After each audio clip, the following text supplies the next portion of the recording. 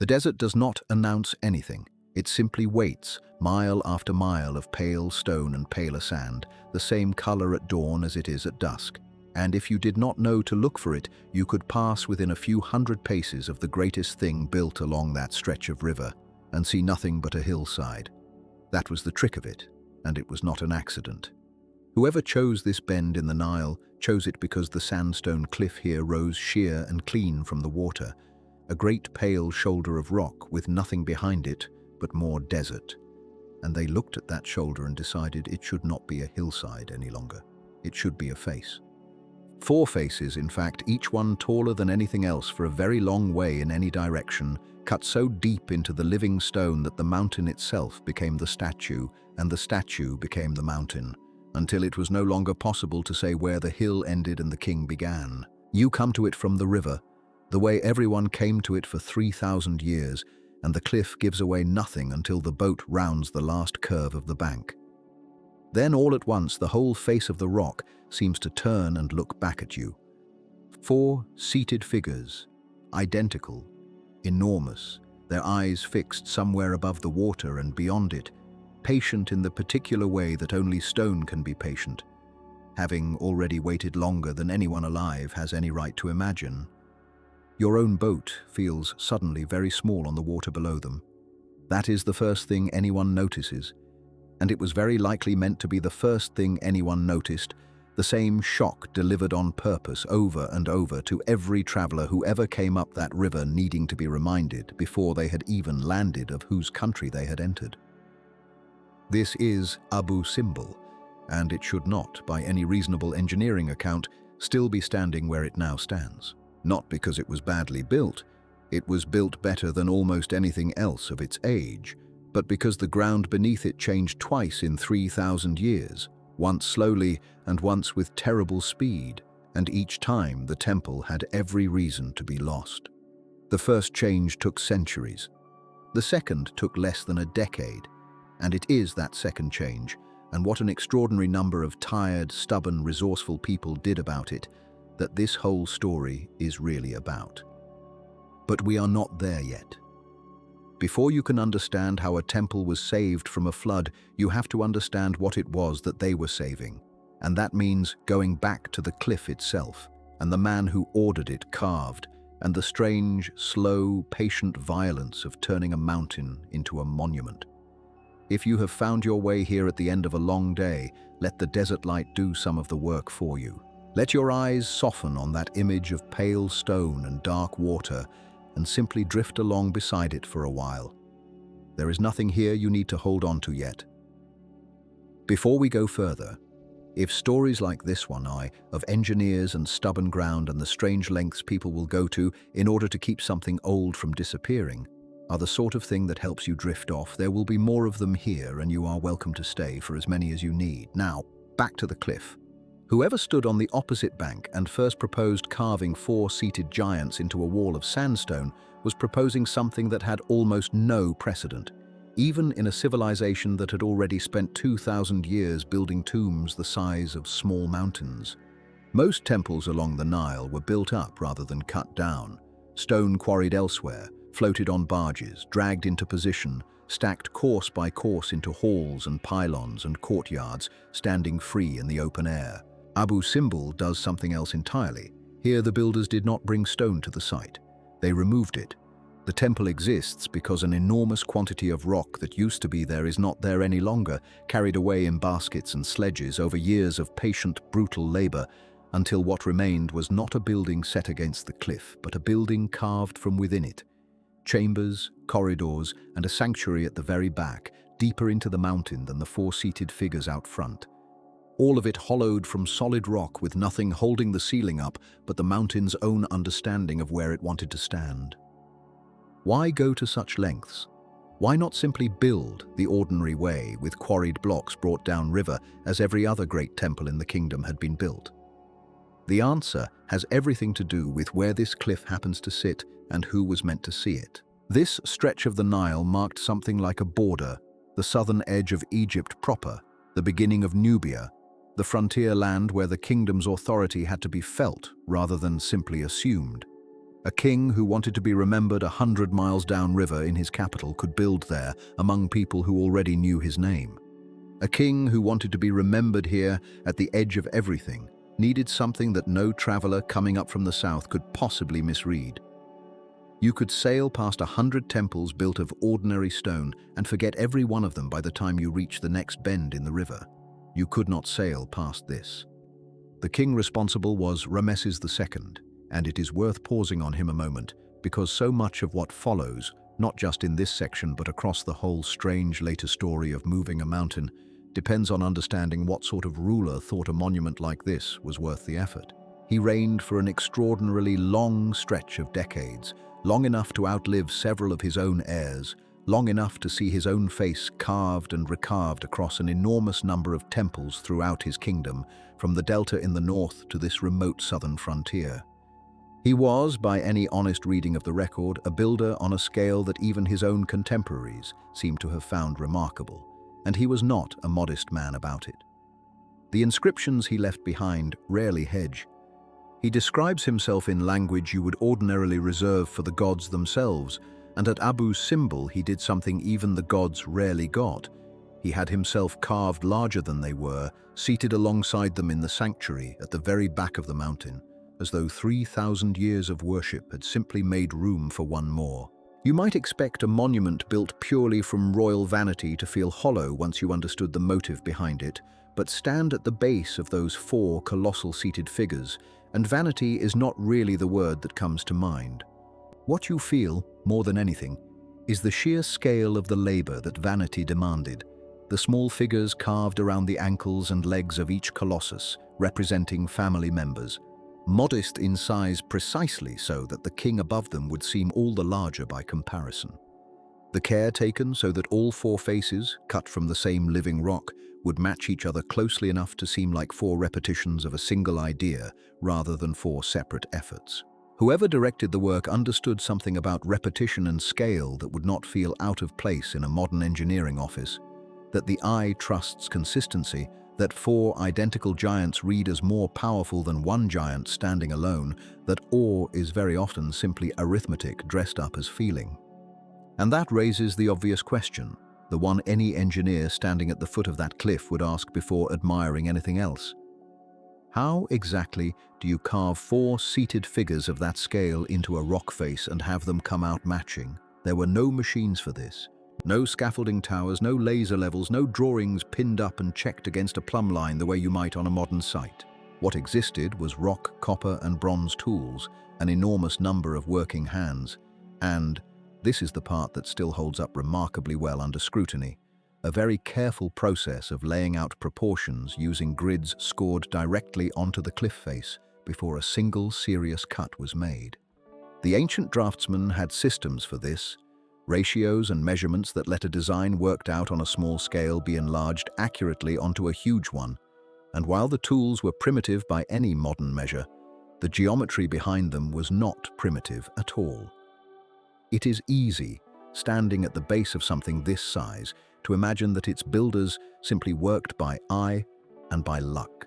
The truth, so far as the surviving evidence allows anyone to judge, is closer to the opposite, that luck had almost nothing to do with it, and that what looks effortless from the water below was the product of exceptionally careful planning, executed by people whose names have not survived but whose competence plainly has. None of which tells you what it must have been like to actually do the work. Imagine for a moment being one of the laborers assigned to this cliff face, not a scribe or an overseer whose name might end up recorded somewhere, but one of the enormous, largely anonymous workforce whose sweat this monument actually represents. No single name from that labor force survives in any inscription we can point to with confidence. What we have instead is the collective evidence of the work itself, tool marks in the rock, the pattern of excavation, the sheer volume of stone removed, and from that the outline of a life can be reconstructed, even if the person living it cannot be named. Call this person, as the record effectively requires you to, one of hundreds whose names no inscription kept, the laborer standing on a scaffold of packed earth and timber, chipping at stone above the height of a house, a job that offered him no possibility of ever seeing the finished face from far enough away to understand what he was actually making. That is worth sitting with for a moment. The workers who cut those four faces almost certainly never saw them the way you saw them. All at once, from the river, the whole cliff turning to look back at you. They worked at close range, inch by inch, cutting a fold in a headdress or a crease at the corner of an eye without any real way of stepping back to check how it read against the whole. The overall effect, the thing that has stopped travelers in their boats for 3,000 years, existed only in the mind of whoever designed it, and in the grid lines scored onto the rock, and in trust, a great deal of trust, extended by an enormous workforce toward a plan they were executing but could not fully see. There is something almost unbearably human in that, if you let yourself sit with it in the dark. An entire life's labor, spent cutting stone you would never see, completed the way it was meant to be seen. And yet it was completed, and it did read from the water exactly as intended, which tells you that the trust was not misplaced, and that whoever held the whole design in their head, whoever walked that scaffold checking angles against string lines and shadow, knew precisely what they were doing. But carving the face of the cliff was only ever the visible half of the work. The half that mattered just as much, arguably mattered more if you care about what actually keeps a mountain from collapsing in on itself, happened behind that face in the dark, where no traveler on the river would ever see it at all. Why go to the trouble of hollowing out the interior at all, rather than simply carving an enormous, purely decorative facade and leaving the mountains solid behind it? Because a facade alone would have served vanity but not devotion, and this cliff was meant to be a working temple, not merely an announcement. Behind those four seated figures, cut deep into the rock along a single central axis, lies a sequence of halls and chambers running back into the mountain. A great pillared hall lined with more colossal figures, each one a standing image of the king himself, arms crossed, carrying the crook and flail that marked him as ruler over the whole of the two lands. Smaller chambers branching off to either side, decorated with scenes of battle and offering, and at the very back, deeper into the rock than anywhere else in the complex, the sanctuary, a small plain chamber holding four seated statues, the king among the gods, exactly as he intended. That sanctuary is worth pausing on, because it is where the geometry stops being about vanity and starts being about extraordinary, almost unnerving precision. The whole axis of the temple was aligned so that on two specific mornings each year, the rising sun would send a beam of direct light traveling the entire length of the corridor, past the pillared hall, through the doorways, all the way to the very back of the mountain, illuminating the seated figures in the sanctuary, all but one, who was positioned so that he alone remained in shadow, being a god associated with darkness and the underworld, for whom sunlight was never meant to reach. Think about what that means for the people who designed this. They were not simply carving a large, impressive object into a hillside. They were calculating, centuries before anyone had any of the instruments we would now consider basic, the exact angle at which sunlight enters a corridor at a particular latitude on a particular morning of the year, and then aligning an enormous excavation through solid rock to match that calculation precisely enough that it still worked, without correction, without adjustment, for thousands of years afterward. If you have ever tried to level anything using nothing but patience and a plumb line, you have some sense of how much can go wrong over even a short distance. Here, the distance runs the length of a temple, cut through solid stone, and the tolerance required for the effect to work at all was measured not in the width of a hand, but in something far finer. It is the kind of achievement that, if you found it in a modern engineering report, you would read twice to be sure you hadn't misunderstood it. Found instead in a monument built entirely by hand, with copper tools and human labor and no instrument finer than a length of cord and a steady eye, it becomes something closer to what the ancient builders themselves would probably have wanted you to feel standing in that sanctuary at dawn. Not admiration for cleverness, but something nearer to awe at a mind that could hold an entire mountain's geometry in view at once. And then, having built something this precise, this deliberate, this carefully aligned to outlast any single dynasty, the kingdom that built it eventually did what kingdoms do. It changed. It weakened. It was absorbed into larger and larger empires. Its old gods worshipped less, its old kings forgotten by name even as their monuments stood on. The river kept rising and falling with the seasons the way it always had, and the desert, patient in exactly the way the stone figures on the cliff were patient, began doing what deserts do to things people stop tending. It crept, not quickly, nothing here ever happened quickly, until eventually everything did, but steadily, grain by grain, year after year, sand blown up from the surrounding dunes, settling against the base of the cliff, filling the space at the feet of those four colossal figures, rising slowly up their legs, their laps, their chests, while nobody remained who thought it was worth the labor to clear it away. Whole generations came and went along that stretch of the Nile with no memory that a temple even existed behind the sand. Boats passed the site and their passengers saw only a hillside, unremarkable, one pale slope of rock among many, exactly as the desert intends everything eventually to look. How does something built to be unmissable simply vanish? That is really the question worth sitting with here, because the answer is not dramatic. Nothing was destroyed. No flood swept it away, no army tore it down, no fire consumed it. It disappeared the way almost everything eventually disappears when nobody is left who remembers to keep looking at it. Slowly, quietly, one wind-blown season at a time, until the memory of the place outlived the visible evidence of it by a very long margin indeed. Travelers who passed this stretch of river in later centuries had heard the old stories, perhaps, of a great temple somewhere along this reach of the Nile, cut into a cliff face by an ancient king. But stories are cheap, and deserts are convincing, and for a very long stretch of time nobody thought to dig. That changes with the arrival of one particular traveler, a young Swiss explorer working his way along the Nile in the early years of the 19th century, gathering information for a European geographical society under an assumed Arabic name and an assumed identity as a Muslim scholar, the better to move safely through regions where a European traveler alone would have attracted exactly the wrong kind of attention. His name, in the records that survive from his own writing, was Jean-Louis Burckhardt, and by the time his boat rounded that same bend in the river that had greeted travelers for 3,000 years, almost the entire cliff face lay buried beneath the accumulated sand of centuries, all but the very crown of one seated head and the tops of a few others, breaking the surface of the dune like the rim of something enormous and mostly submerged. He recognized it for what it was. That alone is worth noting because plenty of others must have passed this stretch of river and seen the same low shapes breaking the sand without giving them a second thought. Burckhardt looked and understood that what he was seeing was not simply an oddity of erosion, but the crown of a buried monument. And he wrote down what he had found and moved on.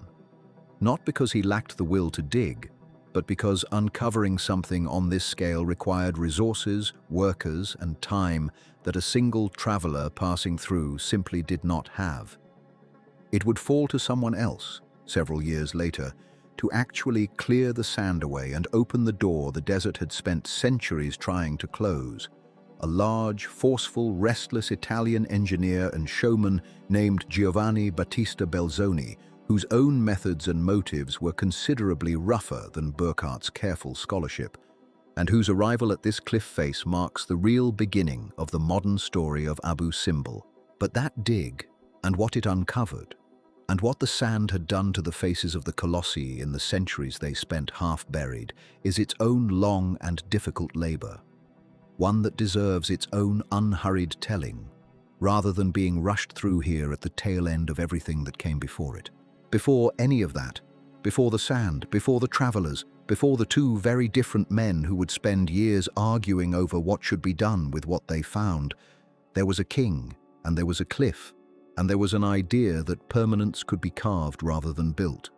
You would have known him by his face before you knew him by his name, because he made certain of it. Wherever the old kingdom of Egypt reached, his likeness reached with it, cut into gateways and pylons and the sheer faces of hills, always young, always calm, always looking out at something just past the horizon that only he seemed able to see. He ruled for longer than most of his subjects lived, and he seemed to understand, in a way few rulers before or since have understood, that a reign is a brief thing even when it is a long one, and that the only way to outlast it is to leave something behind that the desert itself will struggle to erase. Stone does not forget the way memory does. He built as though he had already worked that out, and had decided quite calmly to spend the resources of an empire proving it.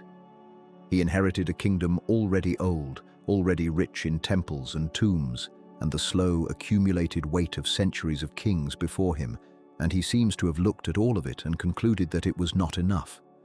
Where earlier pharaohs had been content to add a hall here, a pylon there, a modest addition to something a grandfather had begun, he thought instead in terms of whole new monuments, raised from nothing, announcing him without qualification. Temples at Karnak, temples at Abydos. A mortuary temple on the west bank at Thebes, so vast that later travelers would spend lifetimes trying to work out where one building ended and the desert began. And further south than almost anything else he built, further than most of his officials would ever have reason to travel, a temple carved not beside a cliff but into one. You have to sit with that distinction for a moment, because it is the whole of what makes this story different from every other temple he raised. A built structure can be added to, repaired, even quietly abandoned, and left to the weather without much offense to the men who put it up. A structure carved from the living rock of a mountain is a different kind of statement entirely. It says that this was not simply a place where a god or a king happened to be honored, but a place where the very bones of the earth had been persuaded, coerced, really, into taking on the shape of a message. Nothing about Abu Simbel could be casual. Every cubic foot of it had first existed as solid stone, and every gesture of the design was a subtraction, a decision about what to remove and what to leave standing, made with no possibility of correction once the chisels had gone too deep. But why here, of all the places a king with the resources of an empire might have chosen to make that kind of statement? Why this particular stretch of river, this far south, this far from the cities where the court actually lived and the harvests actually came in? The answer has less to do with worship, at least at first glance, than it does with something closer to what you or I would recognize as border security, though that phrase does no justice to how the ancient world actually thought about its frontiers. This stretch of the Nile sat deep in Nubia, a rich and independently proud region to Egypt's south, valuable for its gold and its trade routes and the goods that moved north out of Africa through its markets, and troublesome enough over the centuries that keeping it loyal, or at least keeping it quiet, mattered enormously to whoever sat on Egypt's throne. A king could send soldiers to hold that loyalty, and Ramesses did. But soldiers eventually go home, and garrisons are eventually reduced, and neither one leaves a lasting impression on the people who live somewhere for generations after the last patrol has moved on. A mountain does not go home. Picture the river as it would have looked to anyone traveling north out of the deep south, bringing goods or tribute or simply news up toward the cities of the delta. For days, you would have passed nothing but cliffs and sandbanks, and the ordinary business of a working river, fishermen, small settlements, the occasional shrine barely large enough to notice. And then, rounding a particular bend, the cliff face ahead of you would no longer have been simply rock. It would have resolved slowly, the way a shape resolves out of fog, into 4 enormous seated figures, each one identical, each one wearing the crown of a king, each one facing directly down the river at you, at your boat, at everyone who had ever doubted whose territory this was. There would have been no ambiguity in that moment. The message did not require you to be able to read a single hieroglyph carved into the rock around those feet. It required only eyes, and the ordinary human instinct to feel small in the presence of something built at a scale meant to dwarf you. That was the entire strategy, if you can call something built from sandstone and patience a strategy. Rather than garrison the frontier with soldiers alone, Ramesses garrisoned it with an image of himself so overwhelming that anyone passing through would carry the memory of it for the rest of the journey, and probably for the rest of their life. It was propaganda, yes, in the oldest and most literal sense of that word. A message meant to be believed simply because of how it made you feel to stand in front of it. But it was also in its own way a piece of engineering aimed entirely at psychology rather than structure, which might be the most economical kind of construction there is. You do not need to build a wall across a border if you can build something that makes the people crossing it forget they ever wanted to test where the wall might be. What must it actually have taken, though, to carve a mountain into a message like that, rather than raise one from cut stone and simply hope the effect would be believed? This is where the temple stops being a piece of political theatre and becomes, at least to someone who has spent a working life around foundations and structures and the unglamorous physical business of building things, one of the more remarkable technical undertakings of the ancient world. You are used to thinking of construction as addition, stone laid on stone, timber raised into a frame, material brought to a site and assembled into something larger than any single piece. Here the entire logic runs backward. The temple already existed, in the sense that the cliff already contained it, the way a sculptor will sometimes say the figure was always inside the block and their job was only to remove what did not belong. The builders of Abu Simbel had to hold an enormous, exact vision of a finished interior, halls, corridors, side chambers, a sanctuary buried deep at the very back, while working entirely by subtraction, cutting inward from a blank cliff face with no way to add material back if a chisel bit too deep or a passage was carved a hand's width off true.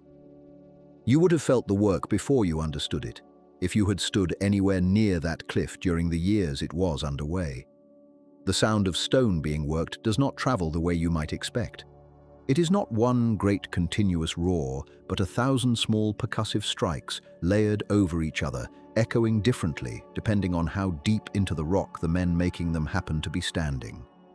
Copper tools and later bronze, biting into sandstone that is forgiving enough to be workable but never so soft that it forgives carelessness. Teams of sculptors and laborers, most of them nameless to history, in the way most laboring hands are nameless to history, worked for years chasing the shape of a design that existed, as far as anyone can tell, only in the minds of the master craftsmen overseeing them, and perhaps in sketches now long since turned to dust. There was no scaffolding holding up walls that might have collapsed, because there were no walls in the ordinary sense, only rock waiting to be found to be a wall or a doorway, or the enormous seated legs of a king 40 steps high.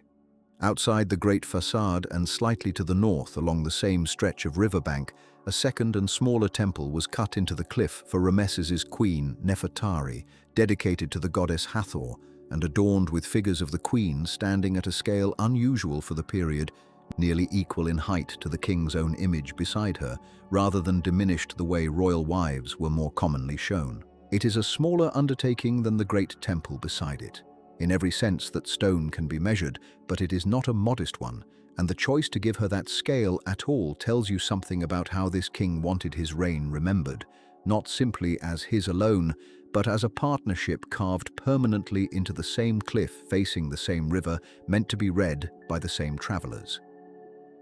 You do not need to hold on to the details of tools or techniques to feel the shape of what happened here. Let this next part settle over you the way the sand eventually settled over the temple itself, slowly, and without any hurry at all. Ramesses himself is, in a strange way, the most distant figure in this entire story, despite standing at the very center of it. He commissioned the temple. He almost certainly approved its design, at least in its broad strokes, since a monument meant to project a king's authority across an entire frontier was not the kind of undertaking left to underlings without royal sign-off. But there is no record of him ever returning to see it finished, no account of him standing where you might stand and looking up at his own face repeated 4 times against the sky. He gave an order at the height of a very long and very deliberate reign, and then the work simply happened over years, far from the court, overseen by officials and craftsmen whose names have mostly not survived, while the king who set it in motion turned his attention to the dozen other monuments he was raising at the same time across the length of his kingdom. That absence matters more than it might seem to, because it means that everything anyone has ever tried to understand about why this temple looks the way it does, why it sits precisely where it sits, why its innermost chamber was aligned the way it was aligned, has had to be reconstructed rather than confirmed. There was no letter from the king explaining his intentions. There was no diary kept by the architect setting out the reasoning behind each decision. There was only the finished temple itself, A message carved in stone by people who understood exactly what they meant and left it to the rock to say it for them, forever, without any further need for the man who ordered it built to explain himself to anyone who came after. Every person who has ever tried to move this temple, protect this temple, or even simply understand this temple, has had to work backward from that silence, reading a king's intentions in the angle of a doorway rather than in his own words. And there is one particular detail buried in that silence worth carrying with you now, because it will matter again a great deal later in this story, long after Ramesses and his engineers and his queen have all passed from the scene entirely. Twice each year, on mornings separated by almost exactly half the length of the calendar, the sun rises over the eastern hills across the river at precisely the angle needed to send its light straight down the entire length of the great temple's main corridor, through the enormous columned hall, past the carved figures lining its walls, all the way back into the innermost sanctuary at the rear, more than 60 yards from the entrance, where 4 seated statues of gods and the king himself wait in permanent shadow the rest of the year. For a few minutes on those 2 mornings, the light reaches in and touches 3 of those 4 figures directly on the face, leaving only the 4th, the god associated with the underworld, whose nature is to remain in darkness, untouched by it, exactly as you would expect if the alignment had been planned rather than accidental. No instrument recovered from the period explains precisely how it was calculated. No text survives describing the method. It simply happens twice a year, and has happened that way for longer than most of the civilizations that have since risen and fallen along that same river. Whether it was planned to mark a particular royal anniversary or a wider seasonal event, or something else entirely lost to time, remains a genuine and open question. And honesty requires saying so rather than pretending certainty where none exists. What is certain is only this: that the temple was built to do something very specific and very precise with light that only reaches it on 2 mornings each year.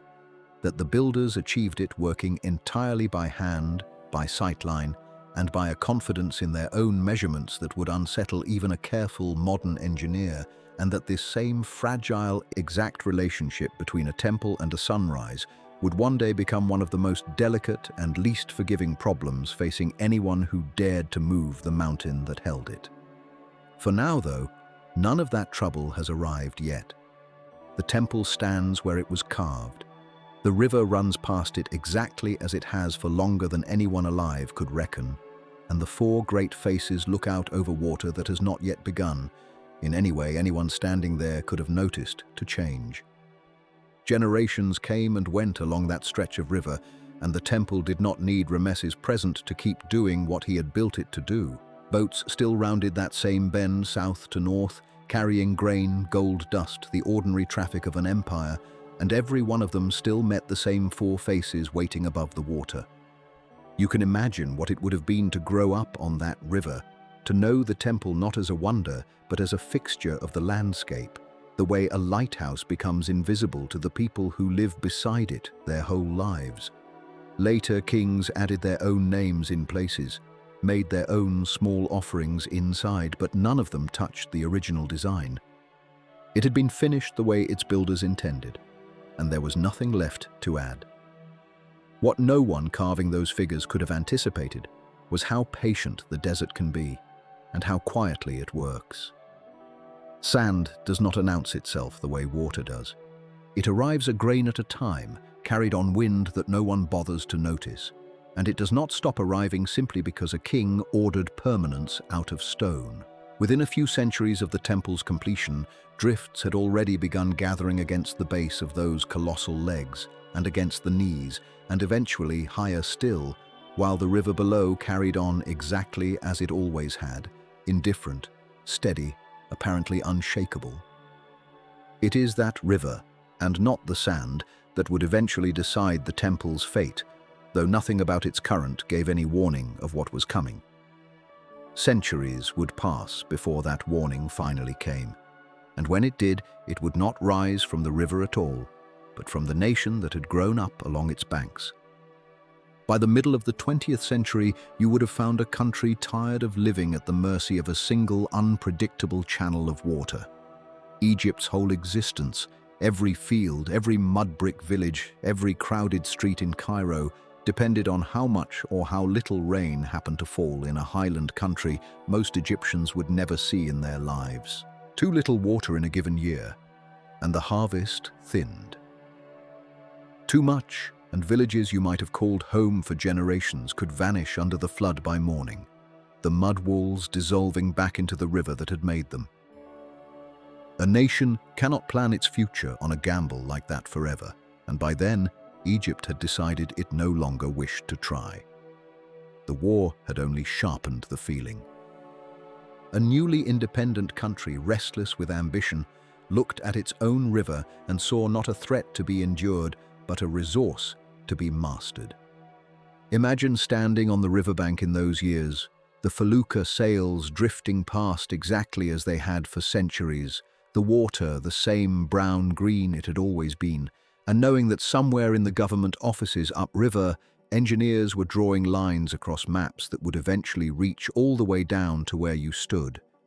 Electricity was the word on everyone's lips. Villages that had never known a light bulb wanted one. Factories that existed only as plans on paper needed power to run their machines. And beneath all of it sat the oldest hunger of all, the hunger for land that would not drown one year and crack apart with drought the next.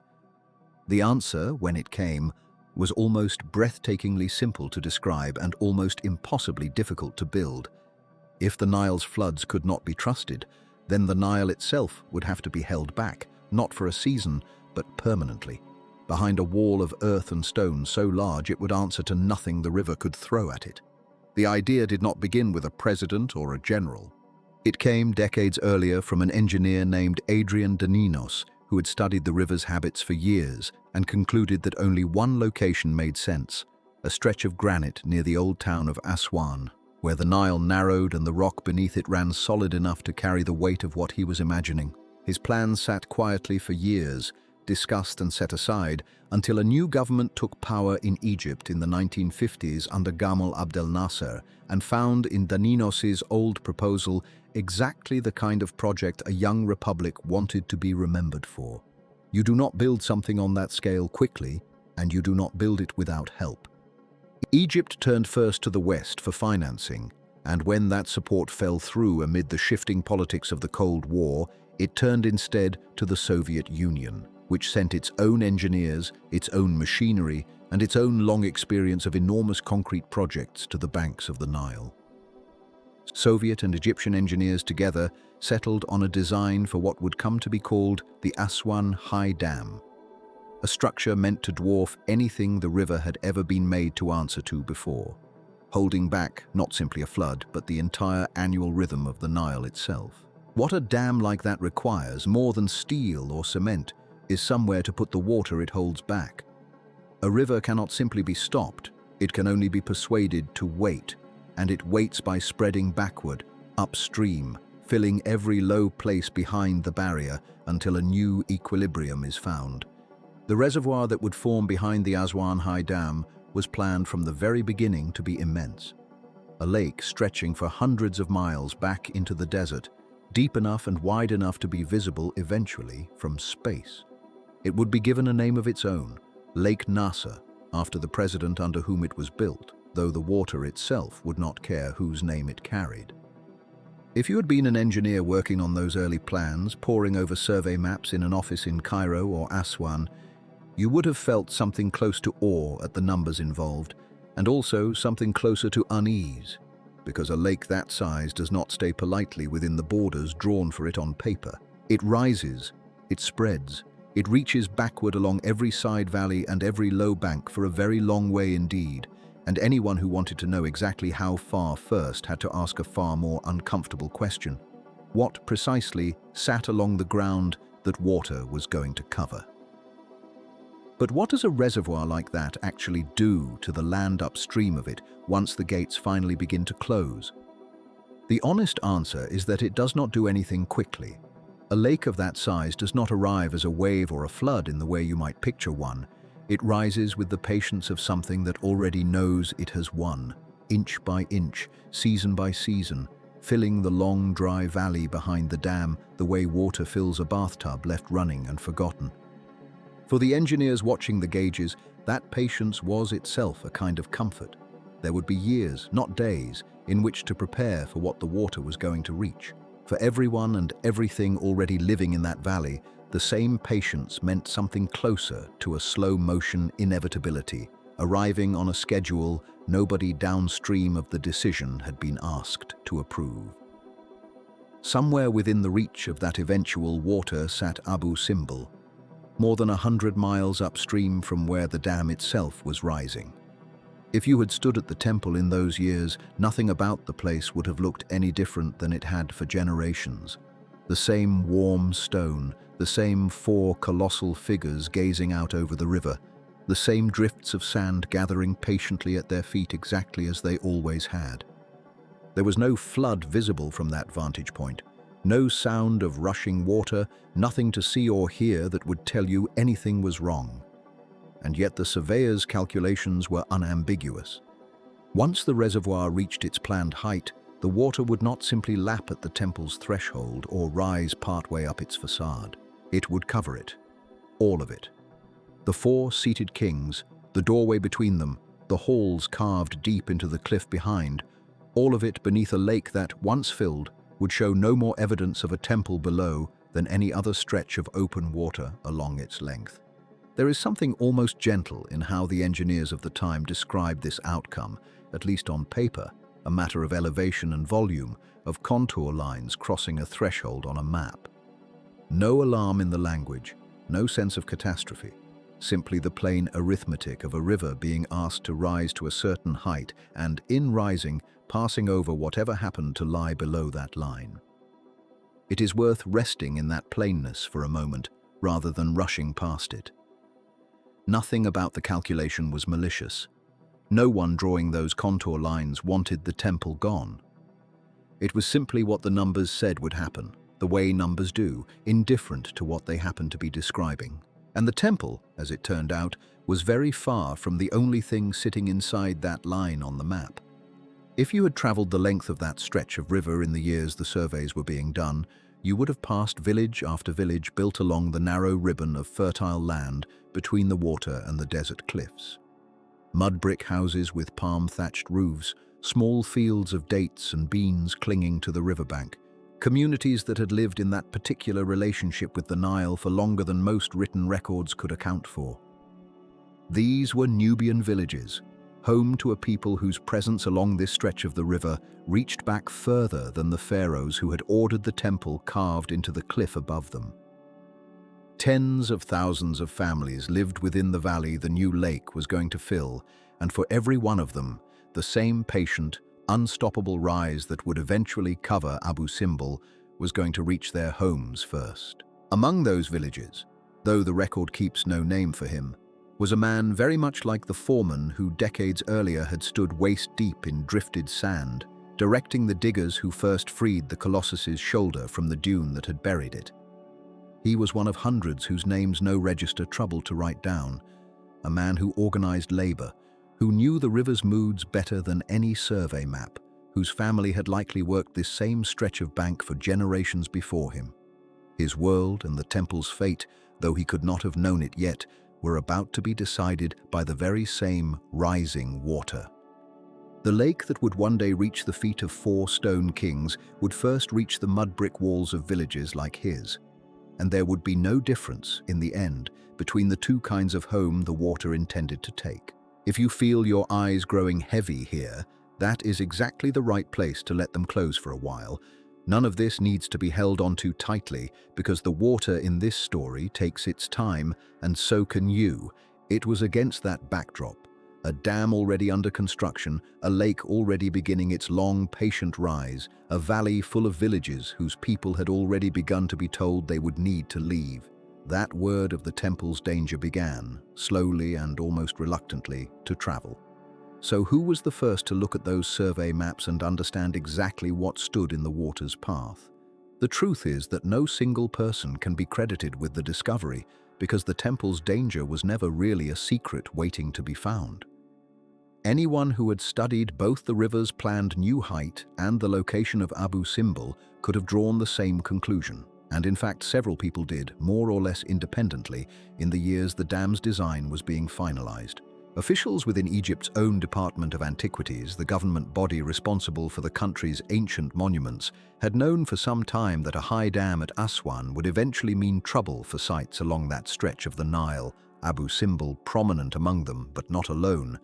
Archaeologists working in Nubia, many of whom had spent entire careers surveying and excavating along that same riverbank, watched the dam's progress with a particular kind of dread, understanding better than most exactly how much of the region's history sat within reach of the coming water. What made the situation different from earlier moments of concern was simply scale. Egypt's Antiquities Service had lived for generations with occasional threats to individual monuments, a flood here, a collapse there, the slow erosion of a badly sited tomb. This was something else entirely, an entire valley of human history, stretching back thousands of years, about to be submerged all at once permanently, with no possibility of the water ever receding again once the dam did its work.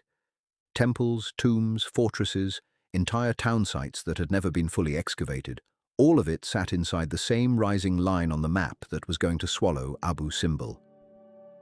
If you had been an archaeologist standing in one of those threatened sites in those years, you would have understood you were looking at the last light that particular place would ever see, and that there was no more time to be patient about deciding what, if anything, could be done.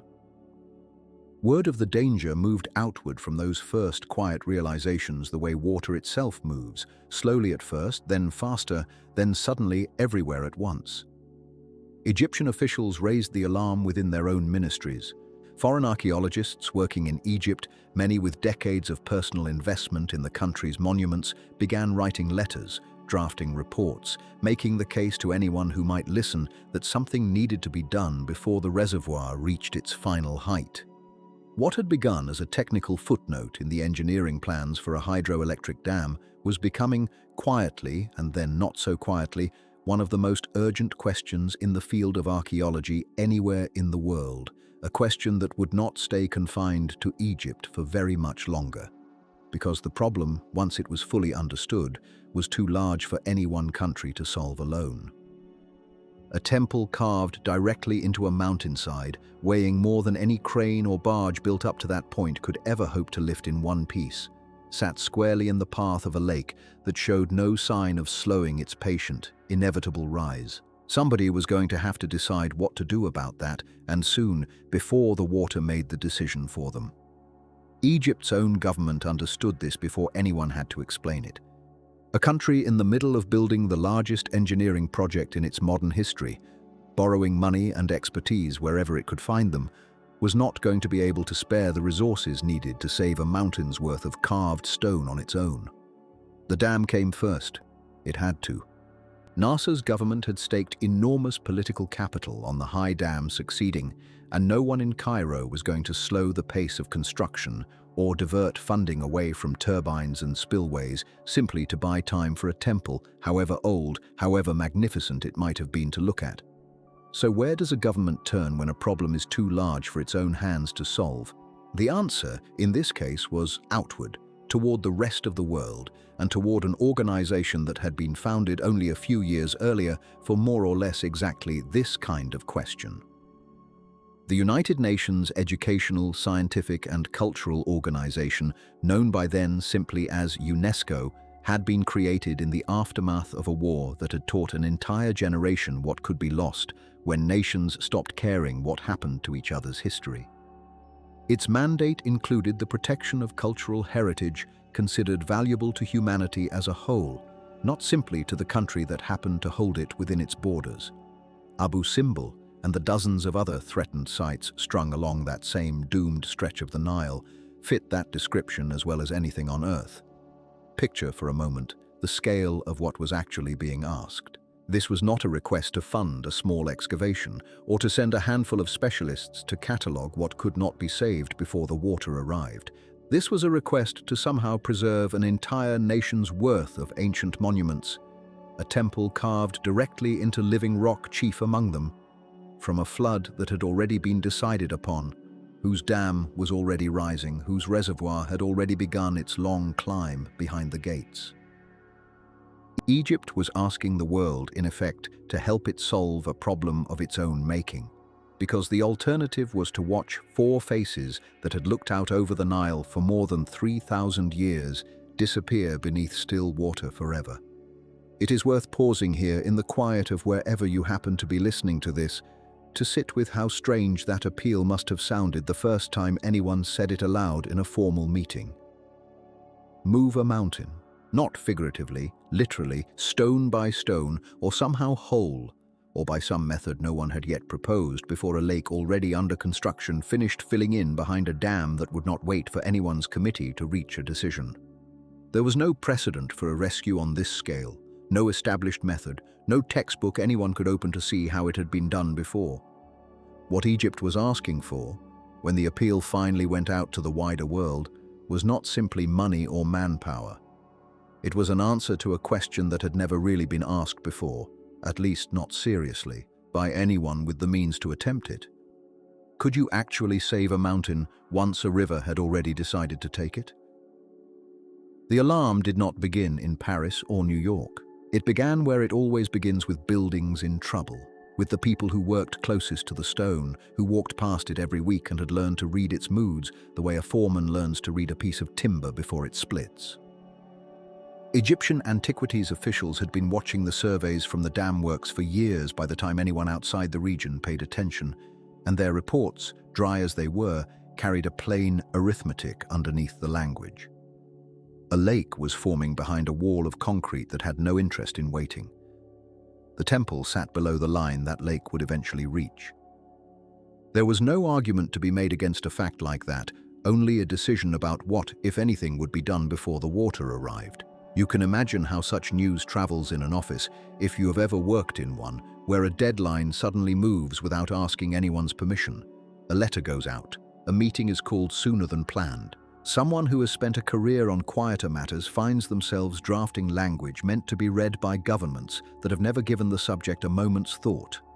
Sudan, sharing the same river and the same flooding lake behind the same new dam, faced its own version of the same emergency, its own temples and towns and burial grounds waiting under the rising water table. The two governments, each with more immediate and more expensive matters occupying their attention, agreed on one thing without difficulty. This was not a problem either of them could solve with domestic budgets alone, and it was not a problem that belonged only to them. That recognition is what turned a national dilemma into an appeal to the world, and the body chosen to carry that appeal was the United Nations Educational, Scientific, and Cultural Organization, an agency that until that point had never attempted anything of this scale or this kind. It is worth sitting with that for a moment, because it is easy now, so long after the fact, to imagine the rescue of Abu Simbel as an inevitable event, as though of course the great powers of the world would gather to save a monument like this. Nothing about it was inevitable.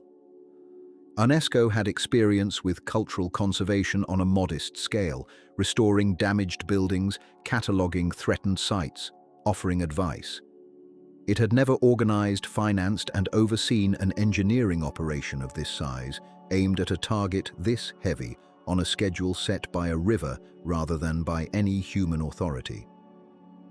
The Director General of UNESCO at the time was an Italian named Vittorino Veronese, a man who had spent much of his career in banking and public administration before turning to cultural affairs, and it fell to him to make the case publicly, in terms plain enough for people who had never seen the temple and never would to understand why it mattered to them anyway. In March of 1960, Veronese issued what became known simply as the Appeal, addressed not to one government but to every member state of the organization, and through them, to the wider public. The language of that appeal leaned on an idea that had not been tested at this scale before, that certain works of human hands belonged to no single nation, that their loss would diminish people who had never stood in their shadow and never would, and that the responsibility for saving them could therefore be shared. If you had been reading the newspapers that spring, you might have found the story tucked well behind the fold, a paragraph or two about ancient stones somewhere along the Nile, competing for space with the ordinary business of the world. It did not stay there for long. Photographs of the temple's great seated figures began appearing in magazines, and the sheer improbability of what they represented seemed to catch hold of people who had no particular interest in Egyptology. Here was a monument carved directly from a cliff, inseparable from the rock that had always held it, now facing submersion beneath an artificial lake built for reasons that had nothing to do with history at all. There is something almost unbearably clean about that kind of threat. No malice in it, no war, no vandal with a hammer, only water rising at the pace. Water rises, patient and indifferent, exactly the kind of danger that keeps engineers awake at night because it cannot be reasoned with, only outpaced. Contributions began arriving from countries that had no history with Egypt at all, some of them nations that had barely finished rebuilding their own cities after the previous decade's wars. Money came in modest amounts from ordinary donors as well as governments. Museums offered expertise, universities offered scholars, and construction firms from several countries began quietly preparing proposals long before any contract existed to answer. You do not usually see engineers competing to solve a problem before anyone has agreed to pay them for the privilege, but that is close to what happened here. The scale of the puzzle seemed to draw people toward it the way a difficult, honest problem always does among people who spend their working lives solving them.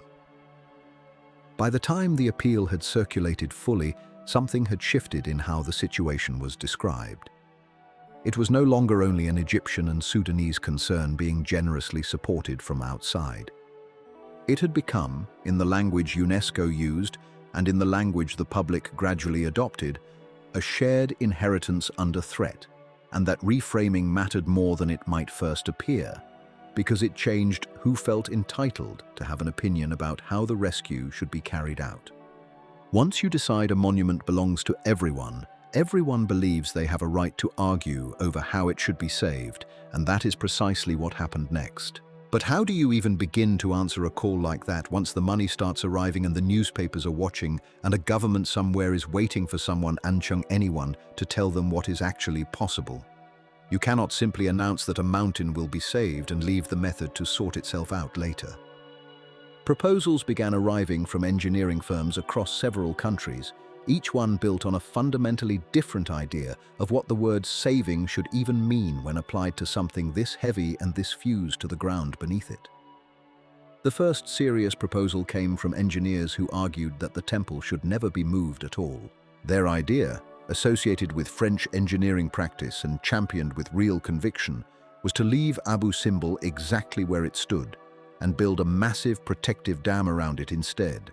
A coffered wall reaching up out of the rising lake, holding back the water and enclosing the temple in a kind of dry chamber below the new surface. Visitors would descend to it, the proposal suggested, through tunnels or stairways, viewing the great facade through thick glass set into the retaining wall, the lake pressing against the other side like an aquarium built around the tomb of a king rather than around fish. There was something almost beautiful in the audacity of it, and you can picture, if you try, what it might have felt like to stand in that submerged chamber. The light filtered green through several meters of Nile water, the colossi staring out at a river that could no longer reach them but would never really leave either. The engineers behind it argued that this was the only method that respected the temple's original relationship to its cliff, since the stone would never actually move, never be cut, never be separated from the mountain it had always belonged to. Critics, and there were many, pointed out that a structure like that would require enormous and continuous maintenance, that any failure in the dam's seals would be catastrophic and irreversible, and that visitors would be looking at a temple through glass and floodlighting, an experience closer to viewing a specimen than encountering a place that had once stood open to the desert sun. A second proposal, associated with Italian engineering practice, took an entirely different approach. Rather than building around the temple, this plan called for lifting it, whole and largely intact, using an enormous network of hydraulic jacks positioned beneath a colossal reinforced concrete raft that would first be constructed under the entire monument. The idea was almost absurd in its ambition.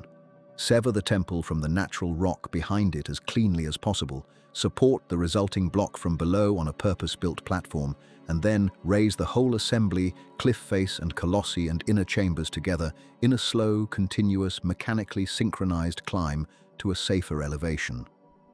If it worked, the temple would arrive at its new position essentially unchanged, its interior rooms and painted walls never touched by a single blade, its proportions preserved exactly as its builders had set them. If you have ever watched a house being raised on jacks to install a new foundation beneath it, you already have some sense of the principle, though nothing built for a house prepares you for the scale being discussed here. The engineers proposing it were confident it could be done, citing precedents in moving heavy structures elsewhere, though nothing anywhere approached the combined weight, the irregular geometry, and the sheer fragility of decorated stone that had never been designed to be lifted as one piece. Critics worried reasonably about what would happen if the raft cracked, if the jacks failed to move in perfect unison across such a wide platform, if a monument that had survived more than 3,000 years met its end in a single afternoon of mechanical failure. It was into this argument that the Swedish engineer and the firm behind him offered a third path, one that would eventually carry the day. The firm was Vattenbyggnadsbyrån, known even outside Sweden simply as VBB, a company that had built its reputation on hydroelectric works and large civil engineering projects across Scandinavia, the kind of firm accustomed to moving earth and water on a scale most people never think about, since the results of their work usually sit quietly underground or underwater, admired by no one but the engineers who understand what it took to keep them standing. Their proposal did not try to preserve the temple as a single unbroken mass, and it did not try to leave it where it stood. It suggested something that sounded, at first hearing, almost more violent than either of the other plans, and yet in practice proved far gentler on the monument than either alternative. Cut the temple apart, they said. Not carelessly, not along whatever lines a saw happened to find easiest, but along carefully chosen seams, following as much as possible the natural joints already present in the sandstone, dividing the entire structure into a great number of manageable blocks, each one measured, mapped, numbered, and cross-referenced before a single cut was made. Once separated, each block could be lifted individually using equipment far less exotic and far less risky than a synchronized platform of hydraulic jacks straining under thousands of tons at once. The blocks could then be transported up the slope away from the water and reassembled on higher ground in the exact configuration they had occupied before, oriented the same way, angled the same way, so that from the outside, once the joins were filled and disguised, a visitor would see the temple essentially as it had always appeared, unaware that the mountain around them had, in fact, been rebuilt rather than rescued whole. There is a kind of confidence in that proposal that only comes from people who have spent their careers respecting what stone and concrete can and cannot bear. And it reflects an old truth of engineering that anyone who has worked in the trade eventually learns to trust. Sometimes the boldest sounding plan, moving an entire monument in one piece, hides more risk than the plan that looks, at first glance, like an act of controlled destruction. Cutting the temple into pieces meant accepting damage to its unity, meant scars that would need to be hidden along thousands of new joints, meant an admission that the original object, in the purest sense, would cease to exist the moment the first blade touched the rock. But it also meant that no single failure could bring down the whole. If one block cracked in transit, it could be repaired or, in the worst case, replaced with cast material matched to the surrounding stone. If a jack failed under a platform meant to carry an entire temple at once, there might be nothing left to repair at all. So which plan would actually win once the arguments had been laid out on the table in front of people whose job it was to decide? The debate that followed was not a quick one, and it was not, despite what popular accounts sometimes suggest, a debate settled cleanly by engineering logic alone. Archaeologists, art historians, and preservation specialists had their own criteria, and those criteria did not always align neatly with what was structurally safest or most economical. For many of them, the French proposal to leave the temple in place, encased and drowned but never separated from its mountain, held a real emotional and philosophical appeal that no engineering solution could quite replace. A temple entombed but whole felt, to them, closer to the spirit of the original monument than a temple disassembled into pieces and rebuilt like a puzzle solved from a box of loose stone. You can understand the instinct even if you do not share it. There is a difference between a thing that has been buried and a thing that has been taken apart, even if the second thing looks, when the work is finished, exactly like what it used to be. Others in that same room, people who had spent decades excavating and cataloguing rather than pouring concrete, found the French proposal unbearable for a different reason entirely. A temple built to stand in open sun, its facade meant to be struck directly by the light twice a year in a way its builders had clearly intended, would become instead a curiosity glimpsed through glass in an artificial dusk, lit by electric lamps rather than by the star its architects had aligned it to greet. To bury the temple in a lake, even behind a dry wall, was to sever it from the one relationship that had always defined it, its conversation with the sun, and no amount of structural integrity could restore that once it was gone. If the choice was between a monument that kept its stone but lost its purpose, and a monument that kept its purpose but lost some of its stone, the second option began, to more and more of the specialists in the room, to look like the lesser loss. Cost mattered too, in ways that people are sometimes reluctant to admit, sit alongside questions of reverence and meaning, though anyone who has ever had to submit a budget for approval knows perfectly well that the two are never really separate. The Italian lifting scheme, audacious as it was, carried a price that made even wealthy governments hesitate, and the French dam proposal was not far behind it once the true scale of the retaining structure and its permanent upkeep were worked out on paper. The Swedish plan, for all that it proposed the visually alarming step of cutting the temple into blocks, could be costed with far more confidence, built in stages, and insured against partial failure in a way neither of its rivals could easily match. Engineers rarely say so directly in public, preferring the language of feasibility and safety margins, but a plan that can be paid for in installments has an advantage that a plan requiring everything at once will always struggle to overcome.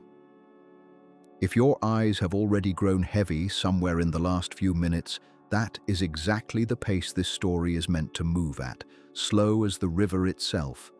And nothing here will be lost if you drift before the choice is finally made. Because a choice was coming, and coming quickly, whether every specialist in that room felt ready for it or not. UNESCO would need to convene the people whose judgment carried the most weight, weigh proposals that disagreed on nearly everything except the urgency of the deadline, and settle on a method before the lake behind the dam climbed 1 meter closer to the base of the colossi, waiting patiently in the dark.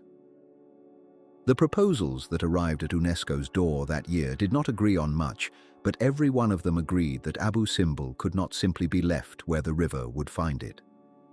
One plan called for building a wall of concrete and steel high enough to hold back the coming lake entirely, letting the temple sit inside its own private basin, visited by boat, viewed through the still water like a fish tank built around a mountain. Another proposed lifting the whole cliff face on hydraulic jacks, the way a house might be raised off a failing foundation, and rolling it inland on a bed of rails, colossi and all, without ever cutting the rock apart. You can imagine the sketches that came with that one, whole cross-sections of sandstone suspended on steel legs, the kind of engineering more at home in the pages of a magazine than on the banks of the Nile. Each idea had its believers, and each idea, when the specialists sat with it long enough, revealed the same quiet, stubborn problem underneath.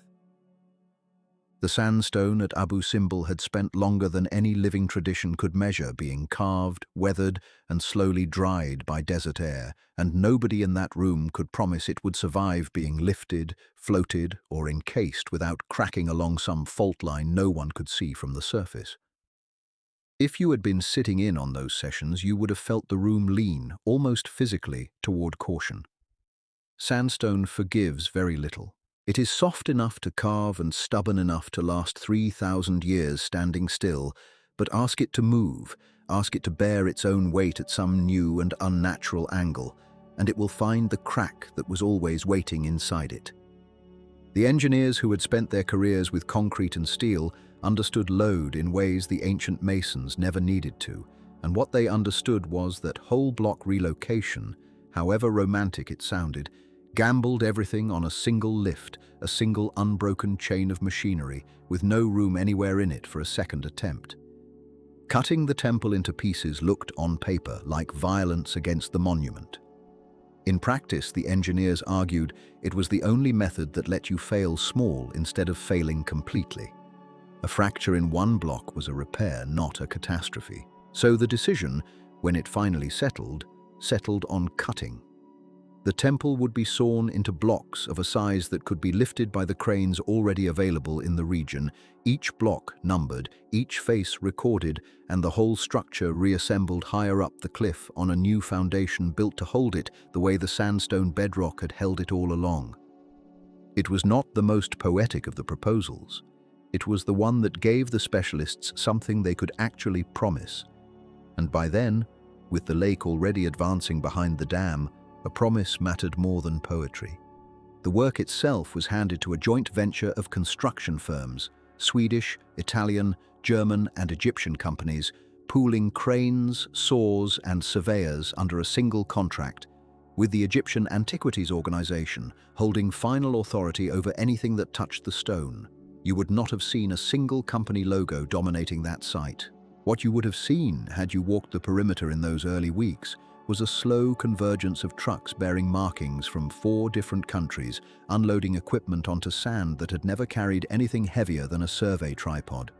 Government officials from Cairo made the long trip south to walk the ground themselves, because oversight of a monument this significant could not be delegated entirely to outside firms, however skilled. Every decision about where a saw blade would enter the rock in the end needed an Egyptian signature before it needed an engineer's calculation, and that arrangement, awkward as it sometimes was, held the whole project together in a way that mattered more than anyone recognized at the time. But whose hands would actually do this work? And where would that army of labor come from, in a stretch of desert with no town nearby large enough to hold them? The answer arrived the way most large answers do in Egypt's south, slowly, in trucks and on foot, from villages that had already spent years bracing for the lake. Word of the project reached Nubian communities long before the first crane arrived, and men who had grown up fishing the river or tending small plots along its banks began making their way toward Abu Simbel looking for work, some walking distances that would have exhausted you just to imagine, others arriving by the same boats that had once carried tourists to see the Colossi in quieter days. Among them, once again, was the foreman you first met surveying the cliff face in an earlier telling of this story, a man who had spent his whole working life reading the temperament of that particular stretch of river, and who now found himself standing at the edge of a labor camp being assembled from nothing, watching younger men from villages he recognized by name arrive with bundles slung over their shoulders. He was not young himself by then. You could see it in the way he moved between the newly arrived workers, less like a man looking for physical labor and more like someone whose knowledge of the ground had become the thing being hired. He had watched the river his whole life. Now the river was the reason all of this was happening, and there was a kind of grim, quiet irony in that which nobody needed to say aloud for everyone to feel it. Around the same labor camp, in tents that would not stand for long, families packed what could be carried and waited for transport that would take them away from Nubia entirely, toward resettlement villages built specifically to receive them, hundreds of kilometers north of everything they had known. If you had walked between those tents in the evening, you would have heard the particular hush of people who were not simply moving house but leaving a homeland. The water was about to erase, a hush broken now and then by a child's voice, by the clatter of tin cookware being packed for a journey with no promise of return. The foreman's own relatives were among those preparing to go, and he moved between the labor camp and the resettlement gathering point more than once in those weeks, a man standing quite literally between the temple being saved and the villages being lost, belonging fully to neither effort and essential to both. If your eyes have already started to close somewhere in this part of the story, that is exactly the right place for them to close, because nothing here demands to be remembered in detail, only felt the way the whole valley must have felt it, as one enormous, unhurried departure. While the labor camp filled and the resettlement convoys formed, another decision was quietly being finalized a short distance away, one that would determine where all of this effort was actually heading. The new site chosen for the temple sat on higher ground above the line the engineers had calculated the future lake would never cross, close enough to the original location that you could still stand at the entrance once it was finished and feel the same relationship between the doorway and the river that the ancient builders had intended. That closeness was not accidental, and it was not easy to arrange. The engineers needed elevation the water could never reach, but they also needed an orientation the sun could still find on the same mornings it always had, because the temple's entire design depended on that alignment, on light traveling down its axis to reach the innermost chamber on specific mornings of the year.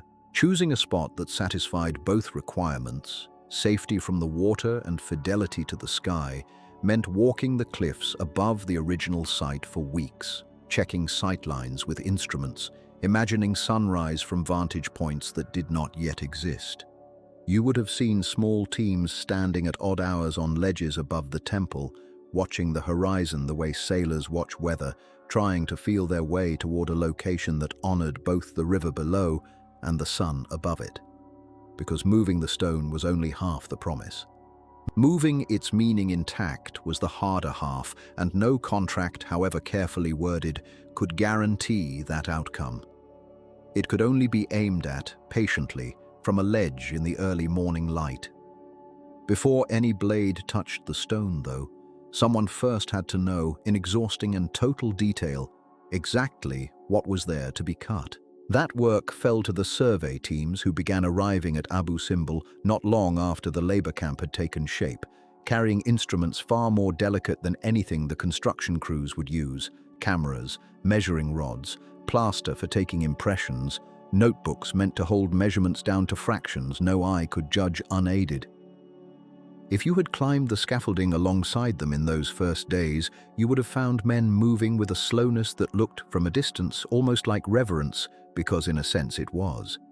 Every crack already present in the sandstone needed to be mapped before cutting began, so that later, when the temple was reassembled, no one would mistake an ancient flaw for new damage, or new damage for something the centuries had always carried. Photographs were taken of every square section of wall, indexed against a grid drawn directly onto the stone in chalk, a grid you would have seen crawling across the colossi's shoulders and down along the seated legs like a faint, deliberate spiderweb imposed gently over 3,000 years of carved detail. The survey teams worked in the same brutal daylight that had always governed this stretch of the Nile, and you would have felt it on your own skin within minutes of arriving, the particular dry heat that presses down rather than surrounds, that makes shade feel like a different climate entirely.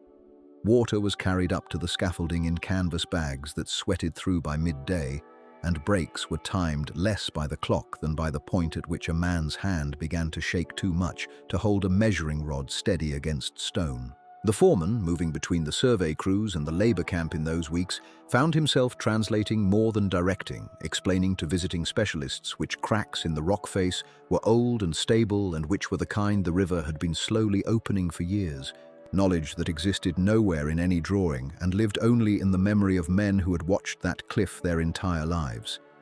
It was, in its way, its own kind of survey, one running alongside the official one, unrecorded on any chart and just as necessary.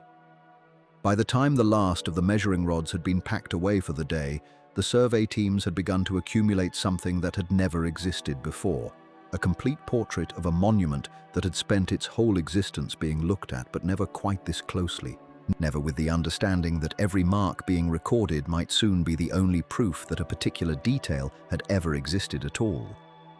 The saws had not yet arrived. The cranes were still being assembled somewhere north along the river.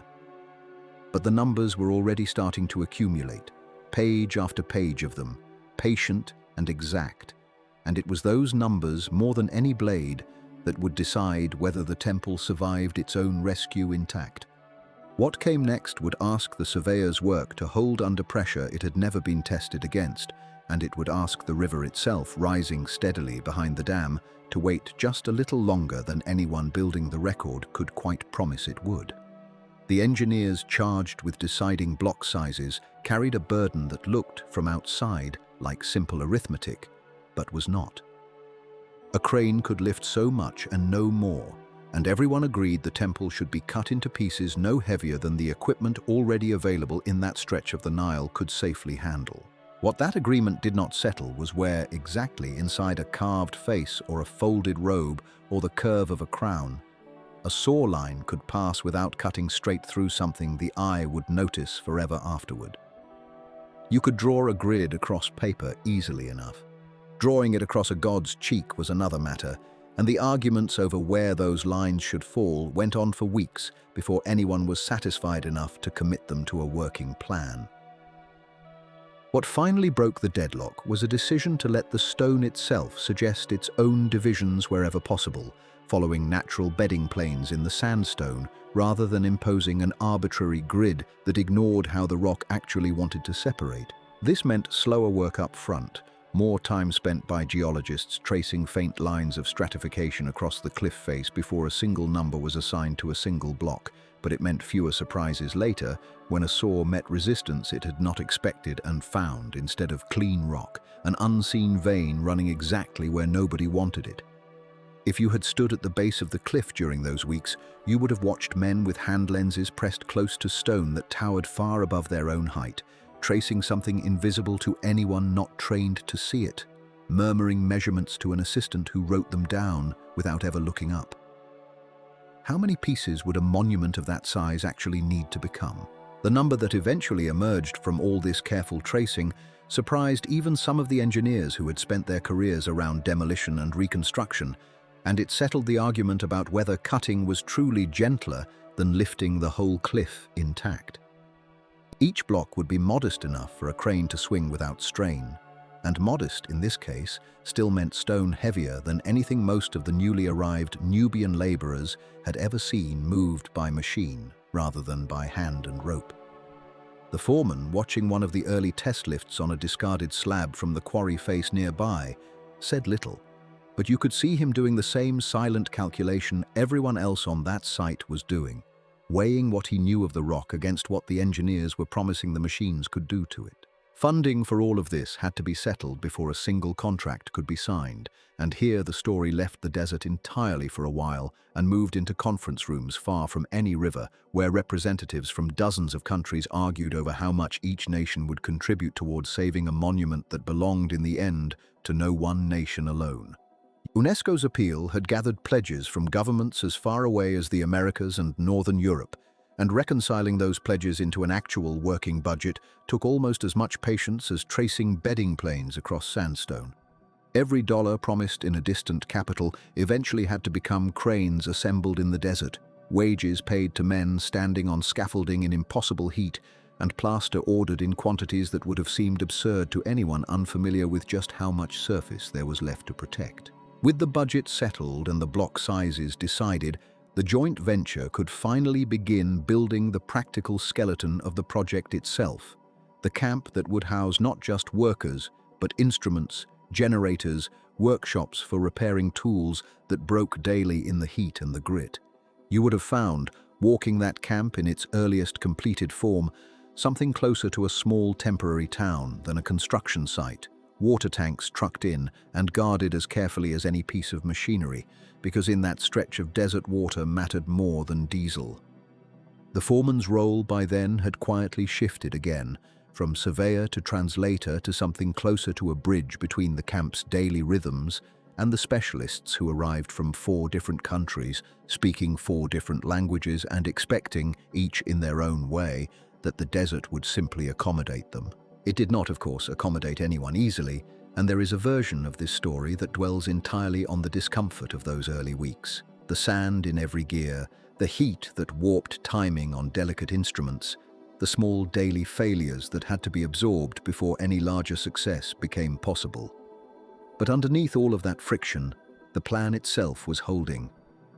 The blocks were numbered on paper before they existed in stone. The camp was standing. The funding, however slowly it had arrived, was now flowing steadily enough to keep cranes moving toward the site, along roads barely wide enough to carry them.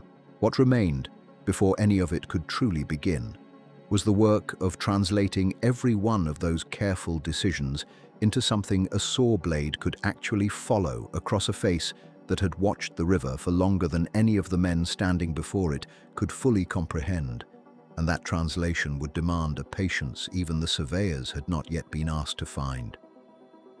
You could not cut what you had not first understood, and no one standing at Abu Simbel in those months was under any illusion that understanding a temple carved 3,000 years into a mountain was going to be quick work.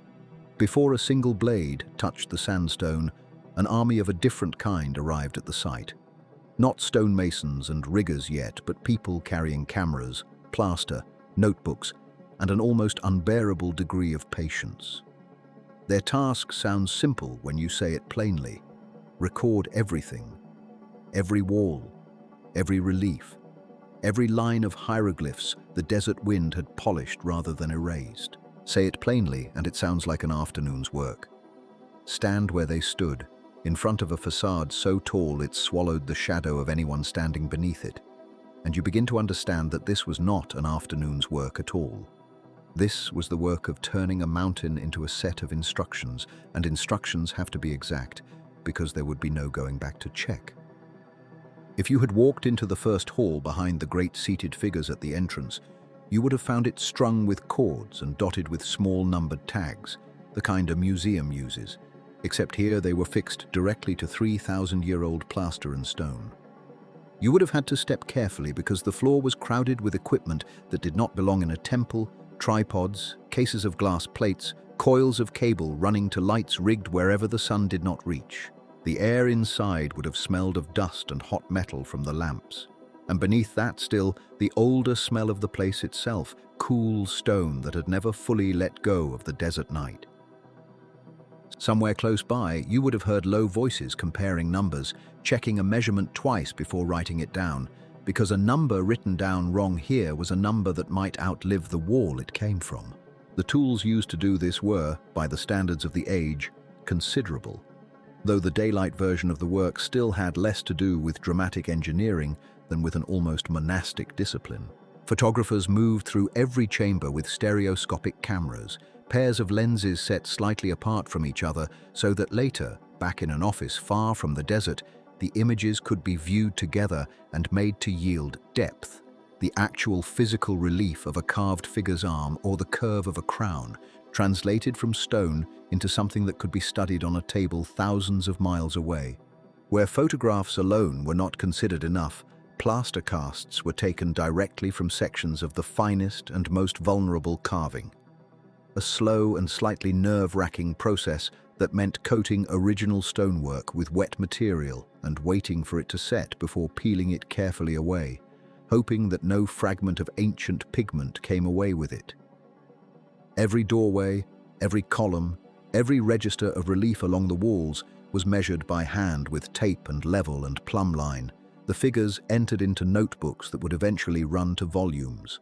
There is nothing you need to hold on to here, no measurement you have to remember, no name of a tool that matters more than the feeling of the place itself. A temple lit by borrowed electric light being read the way you might read a book you were about to lose, page by careful page, before the light changed for good. What made all of this urgent rather than merely thorough was the same pressure that had shaped every decision before it. The river was not waiting for anyone's notebooks to fill. Engineers downstream were still moving forward with the dam that had set this entire chain of events in motion in the first place. And every month of construction there brought the eventual rising water closer by a season nobody could negotiate with. The documentation team worked, knowing that the schedule for the physical cutting of the temple had already been drawn up around them, which meant their own schedule, the quiet work of recording, had to finish first and finish completely, because once the saws began, there would be no undoing a cut made without knowing exactly what lay on either side of it. But how do you copy a wall that no one is allowed to damage on a schedule set by a river that will not slow down for anyone's carefulness? That was, in its way, the real puzzle of this whole documentation phase. And it belonged less to any single engineer and more to the scholars who had spent their careers learning to read stone the way a physician reads a body, for what has changed over time, for what the surface still remembers of the hand that shaped it. Among the scholars drawn to Abu Simbel in this period was a Polish archaeologist whose name had already become tied to Egypt's ancient monuments before the temple's crisis ever reached the wider world. Kazimierz Mikołowski, a man who had spent years working the sands of the Nile long before international committees began arguing over budgets and engineering methods. He arrived as part of the wider effort mounted across the region during those years, when teams from many nations converged on Nubia to record what the rising water would otherwise simply erase from memory. And his own particular gift was the kind of patience that treats a single carved inscription as worth an entire working day, if that is what it takes to copy it correctly. You would have found him most days not directing from a distance but crouched close to a wall himself, comparing a fresh photograph against the actual surface in front of him, checking for the faint places where paint had survived in the shelter of a deep-cut line, color that had lasted since a king was still alive to see it applied. His approach was not hurried even when everyone around him understood the calendar pressing in from downstream. Instead, his contribution was to insist that the cataloguing be done as though it were the only copy that would ever exist of what was being recorded, not as a formality before demolition, but as the actual rescue in case the physical rescue somehow failed. If the mountain could not be saved, he seemed to argue simply by the way he worked, then at least the knowledge carved into it would be saved in its place, page by page, plate by plate. This produced a particular kind of tension on site, one that never quite resolved into an argument because both sides understood the other's position too well to fight over it. The engineers needed the documentation finished by a date fixed by the river.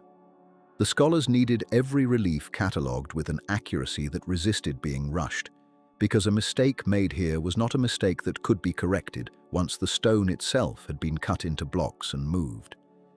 You can imagine the quiet negotiations this required, the schedules redrawn again and again, the small compromises, a less critical wall photographed in slightly less detail so that a more fragile one could be given the extra day it needed.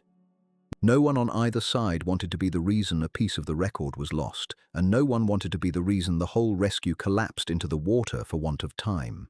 It was, in its own understated way, as delicate a piece of coordination as anything the cutting itself would demand. If your eyes are already growing heavy, let this part settle over you gently, because there is nothing urgent left to catch here. Only teams of quiet, careful people, working room by room through a mountain, making sure that nothing about to be moved would be moved without first being known completely.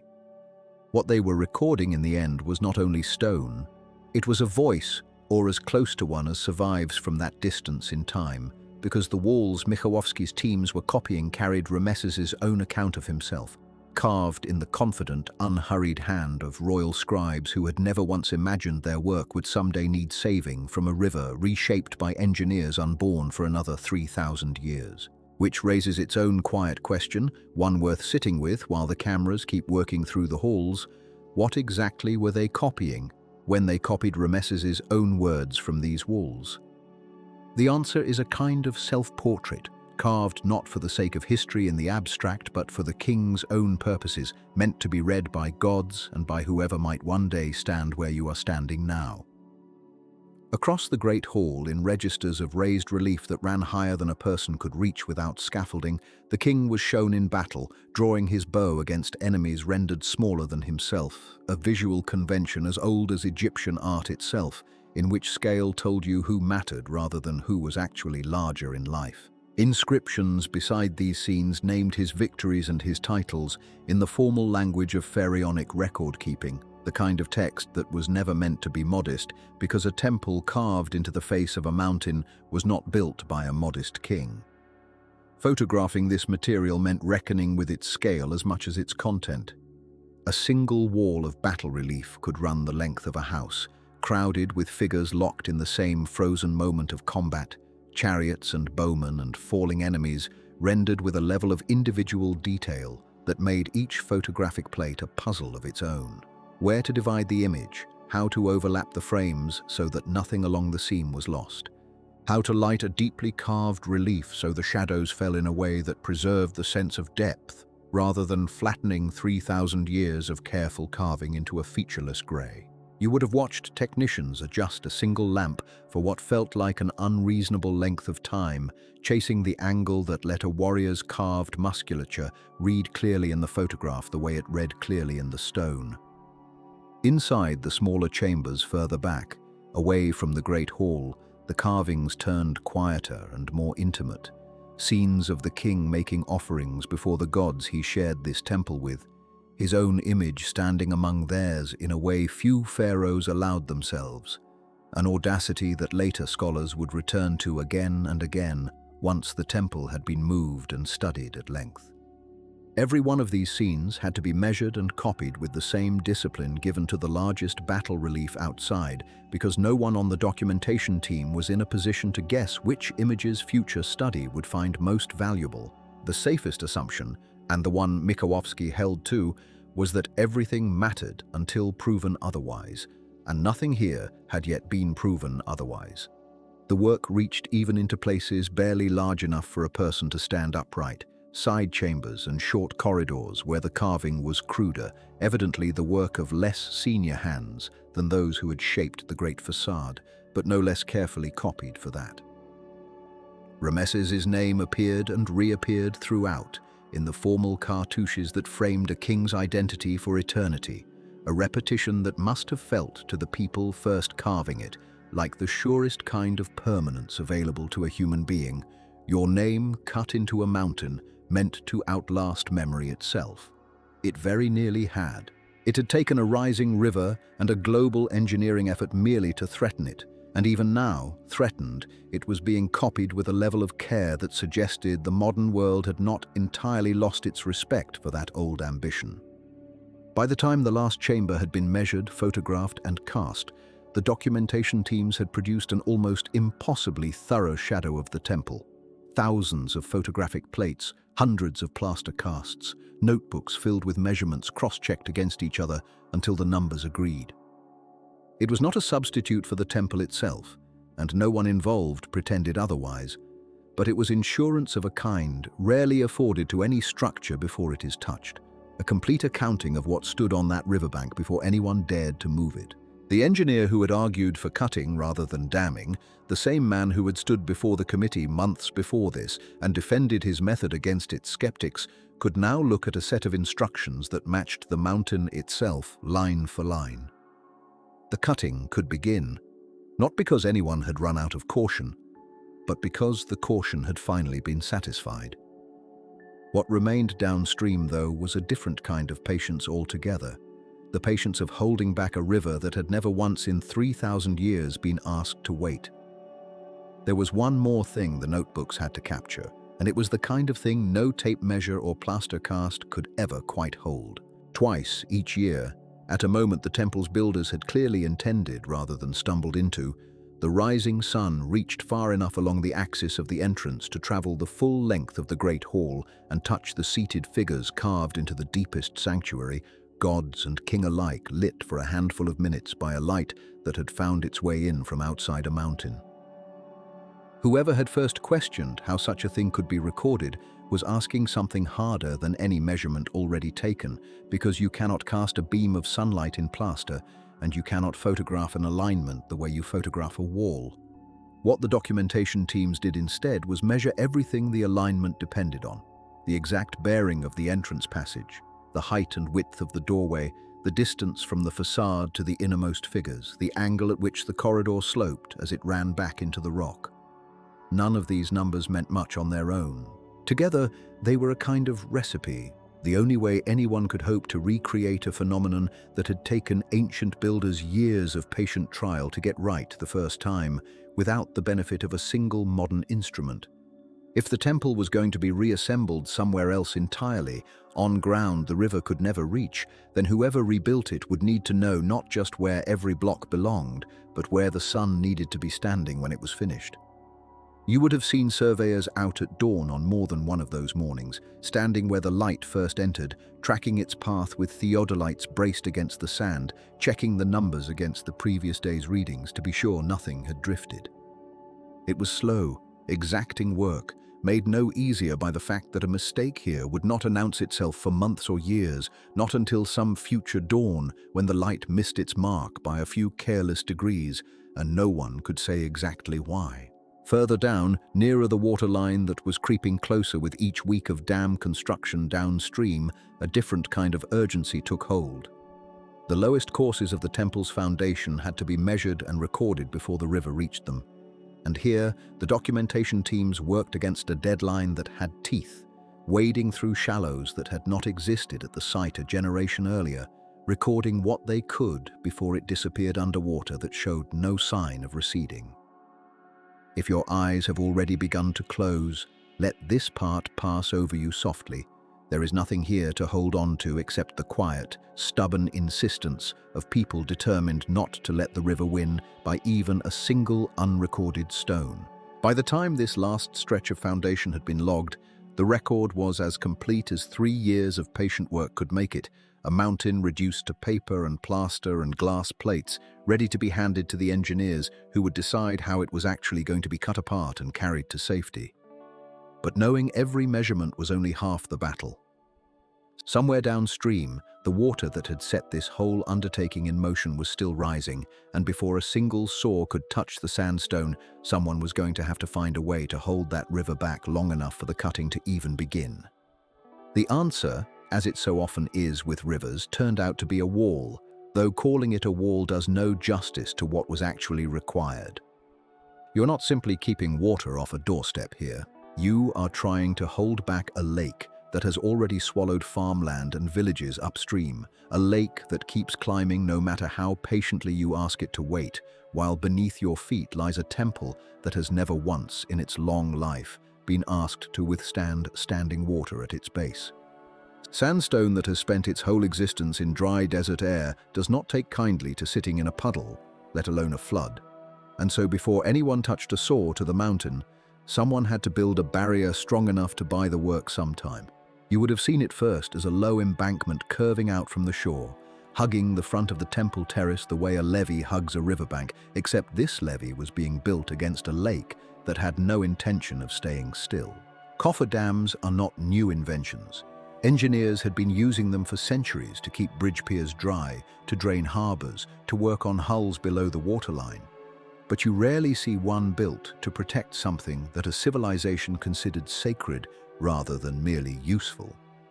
The crews sinking pilings into the riverbed that season were not just holding back water. They were buying a temple time it did not otherwise have, one season at a time, for as long as the wall would hold. The soft rasp of dredging machinery is what would have reached you first if you had stood on the shore during those months, long before you could make out the shape of the barrier itself through the haze of dust and heat rising off the water. Barges moved rock and fill from quarries upriver, and cranes swung load after load into place along the line the engineers had marked, building up a rampart of stone and packed earth that grew thicker and taller with every passing week. It was not elegant work, and it was never meant to be. It was meant to hold, and holding was a job measured in patience rather than grace. One more layer of fill, one more course of stone, one more week bought against a river that never seemed to tire of rising. There is nothing you need to hold on to here, no name or date worth losing sleep over, only the shape of the effort itself, a wall going up against water while a mountain waited behind it. What makes a project like this genuinely difficult is not the water alone, but the timing. The reservoir behind the new dam downstream was rising according to its own schedule, dictated by the dam's construction and the flow of the river, and that schedule did not pause to accommodate archaeologists or engineers. Every month, the cofferdam had to sit a little higher than the water it was fighting, which meant crews were essentially racing a slow flood, adding height to the barrier while the cutting crews prepared to start their work behind it. If you had walked the length of that dam in its final form, you would have felt less like you were standing beside a construction project and more like you were standing on the edge of something being negotiated in real time. An argument between human ambition and a river that had never lost an argument like this before. Which brings us gently to the mountain itself. Because holding back water is one kind of problem, But it turns out sandstone brings a whole separate set of headaches, and this is where the story gets genuinely interesting for anyone who has ever had to explain to a client why a material behaves nothing like it does in the textbook. Sandstone has a reputation, and it is not entirely fair, but it is not entirely wrong either. You can walk up to a cliff face of the stuff and run your hand across it and feel something almost soft, almost forgiving, nothing like the cold, hard resistance of granite or basalt. That softness is exactly what let the original sculptors carve such fine detail into the temple's facade all those centuries earlier. Sandstone takes a chisel kindly, which is precisely why it was chosen as a canvas in the first place. But the very quality that made it workable for ancient sculptors made it treacherous for modern engineers trying to cut it into precise, load-bearing blocks without shattering the thing they were trying to save. Here is the trouble, and it is worth sitting with for a moment because it explains almost everything that follows. Sandstone is not one uniform substance. It is a compressed accumulation of grains, laid down over unimaginable stretches of time, and within that compression there are always weaknesses. Thin seams where the grain size changes, faint fractures left over from ancient geological stress, pockets where the cementing minerals that hold everything together are just slightly less committed to the job than they are everywhere else. You cannot see most of these flaws from the surface. They hide inside the rock like a fault line hides inside a plate of glass, invisible until the moment someone applies exactly the wrong kind of pressure in exactly the wrong place, and then the whole thing goes. If you have ever watched a glassmaker score a pane before snapping it clean along the line, you already understand half the danger here. Controlled cuts follow predictable rules. What terrified the engineers at Abu Simbel was the uncontrolled version of that same principle.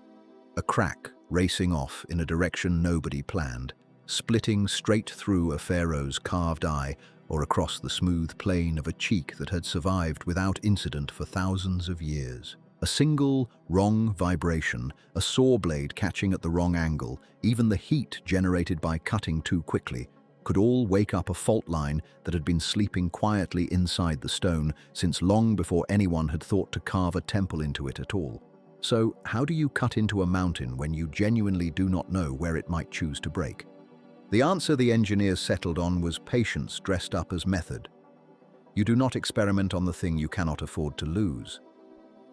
Before any blade touched the temple itself, teams went looking for stone that matched the temple's sandstone as closely as possible, pulled from the surrounding cliffs and quarries nearby, geologically identical or as near to it as the region could offer. These sample blocks became the real laboratory of the entire operation, cut and drilled and sawed in every configuration the engineers thought they might need to use later, so that every mistake that was going to happen could happen somewhere that did not matter. You would have found this testing ground a little unglamorous compared to the temple itself, just rough blocks laid out under canvas awnings. But it was here that the whole rescue effort was quietly being decided. Engineers tried different saw blade compositions to see which produced the cleanest cut with the least heat. They tested different feed rates, different lubricants, different bracing methods to keep a block from vibrating as the blade worked through it.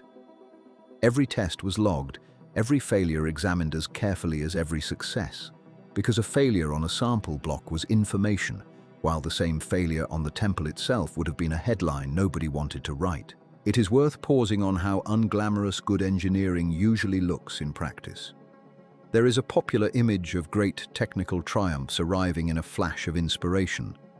But what you would actually have witnessed on those test blocks was closer to the opposite.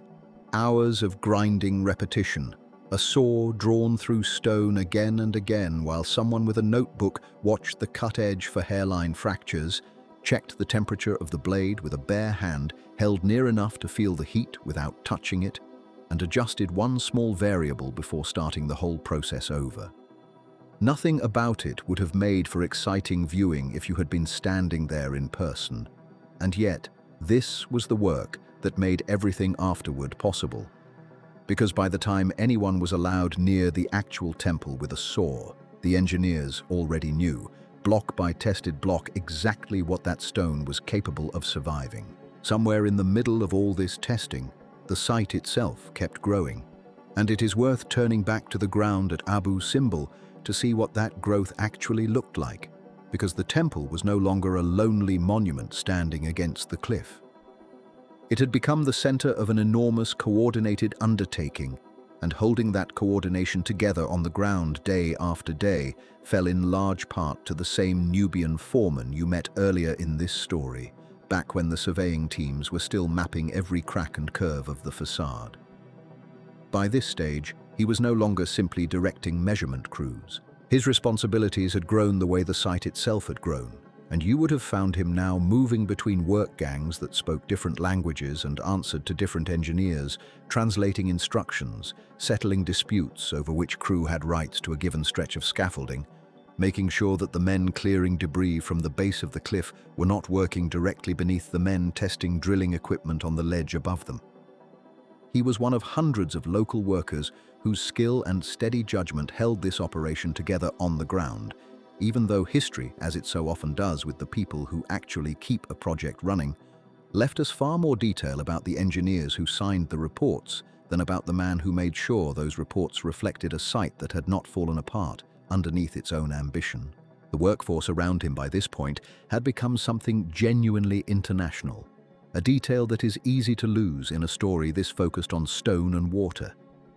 You would have heard a mixture of Arabic, English, Italian, and other tongues carried across the site depending on which contractor's crew happened to be working nearest to you at any given moment.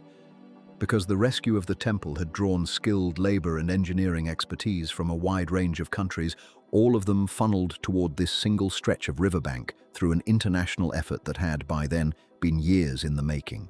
The Nubian foreman stood at the practical center of that mixture, not because any document names him as the man in charge, but because someone in his position always exists on a site this complicated, the person who knows every corner of the ground itself, who has walked it more times than anyone else, and who the actual work quietly depends on, even when the official story is written elsewhere. If your mind has already begun to drift a little with all this detail, that is exactly the right response to have. None of these specifics need to stay with you. What matters is only the shape of it. A mountain surrounded now by scaffolding and machinery, protected from the water by an earthen wall, and cared for on the ground by a workforce that had come from everywhere to save something that belonged, in the end, to no single nation at all. By the time the testing on the sample blocks had run its course and the engineers had settled on the methods they trusted, the site around the temple had transformed into something almost unrecognizable from the quiet cliff face it had been only a few years before. Where there had once been bare sandstone facing an open river, there now stood a dense lattice of scaffolding climbing up past the great seated figures at the entrance, platforms reaching to heights that let workers stand eye to eye with faces that had gazed out over the water, undisturbed, since long before anyone alive could remember. Cables ran between towers erected to support the saws. Generators hummed somewhere out of sight, feeding power to equipment that had never before been used on stone, quite like this, for a purpose quite like this. And behind all of it, holding the river at bay, sat the earthen wall the crews had spent so many months building and raising and rebuilding as the water outside continued its slow, patient climb. You would have felt the change most in the sound of the place. Where the site had once carried only the occasional scrape of a surveyor's tool against stone or the quiet murmur of men taking measurements in the shade, it now carried a low, mechanical hum that never quite stopped. The layered noise of generators and pumps and the intermittent shriek of a test saw somewhere off to the side, working through another sample block before its blade was ever trusted near the temple proper. Dust hung differently in the air too, no longer just the fine grit kicked up by footsteps and wind, but a heavier haze thrown up by machinery, settling over every surface by the end of each working day. And yet, remarkably, the temple itself remained untouched. That is worth sitting with for a moment, because it would have been easy, standing amid all that scaffolding and noise, to assume the cutting had already begun. It had not. Every saw on that site, every drill, every piece of equipment mounted on those towering platforms had been tested and proven on stone that was not the temple. cut and recut on samples until the engineers were satisfied they understood exactly how this particular sandstone would behave under exactly these conditions. The temple stood at the center of all this activity, the way a patient might stand at the center of an operating theater before the first incision, surrounded by instruments and expertise and preparation, but still, for now, whole. The Nubian foreman would have walked that scaffolding often in those final days of preparation, checking platforms for stability, making sure the crews stationed at each level understood which sections of stone belonged to which cutting plan, coordinating a workforce that by now numbered in the hundreds and answered to engineers speaking a handful of different languages. It was, in its way, the last quiet moment the temple would ever know in its original form, protected from the rising water behind its earthen wall, surrounded by every tool that would soon be used to take it apart, but still standing exactly as it had stood since the reign of the king who ordered it carved into the cliff in the first place. Nothing about this moment needed to last, and nothing about it did. Somewhere in the weeks that followed, someone would give the order. A blade would finally touch the temple's own stone instead of a test sample cut from a quarry nearby, and the long, careful work of cutting a mountain into pieces small enough to move would finally begin. But that decision, and the marks it would leave, belongs to what comes next, because holding the river back and testing the stone had only ever been the work of getting ready. The mountain itself was still waiting to be cut apart. For now, the order to begin still sat somewhere on a desk, unsigned, waiting on a final round of pressure readings from the sample blocks. You would have noticed the waiting most in the foreman's face, the particular stillness of a man who has checked every scaffold twice and has nothing left to check. Somewhere upriver, the water kept its own schedule, indifferent to readiness, and it was that schedule in the end that would decide when the first blade actually moved. The order came on a morning that looked, at first glance, like every other morning that season. The light was the same flat gold it had been for weeks, sliding low across the sand before the sun cleared the eastern cliffs, and the compressors were already running, the way they always ran, filling the air with a steady mechanical breath that never quite stopped. But you would have known something had shifted even before anyone told you. The foreman was not standing in his usual place at the base of the scaffold, arms folded, watching the crews assemble. He was already halfway up it, moving with the particular economy of a man who has been waiting a long time to be given something to do. The pressure readings had come back clean. Whatever final doubt had kept that order sitting unsigned on someone's desk had been answered, and the answer had traveled down through the ranks of engineers and site managers the way such answers always do, quietly, without ceremony, until it reached the men standing at the foot of the temple with saws already oiled and ready. There was no announcement, no gathering of the crews to mark the occasion. The first blade simply moved. It was a hand saw that made the first cut, not because the wire saws were unready, but because the very first line drawn into that rock face was one no one was willing to trust to a machine. You could have stood at a safe distance and watched a man kneel at the base of the cliff, near a seam the surveyors had marked days before in the least conspicuous run of stone they could find, and draw the blade across the surface with the kind of slow, testing patience you might use on something alive. The sound was almost nothing at first. A dry rasp, swallowed quickly by the open air and the noise of the compressors elsewhere on the site. It did not feel in that moment like the beginning of anything enormous, but it was. Over the seasons that followed, that same patient rasping would divide the entire facade and the great pillared hall behind it into more than 1,000 separate blocks, each one carrying its own number, each number keyed to a drawing that told the crews exactly where that piece belonged in the temple as a whole and where it would need to belong again once the temple was reassembled on higher ground. 1,000 pieces is a strange thing to hold in your mind when you are looking at a single unbroken cliff face carved with a king's likeness 4 times the height of anything around it. It does not feel like something you could cut into 1,000 pieces and still call whole afterward. That doubt sat with the workers too, in one form or another, for as long as the cutting went on. The hand saws did the delicate work, The cuts nearest the carved surfaces, the lines that ran close along a brow or a shoulder or the edge of a crown, where a machine's steadier but less forgiving stroke might wander a few unforgivable millimeters into stone that had been shaped by hand 3,000 years before. Wire saws took the heavier load behind them, cutting through the mass of rock further from the carved face, where precision mattered less than speed, and where the sheer volume of material to be removed would have taken hand tools a lifetime. You would have heard the difference in your chest before you understood it in your head. The wire saws had a lower note, something you felt as much as heard, a vibration that traveled up through the scaffold poles and into your hands if you happened to be holding one.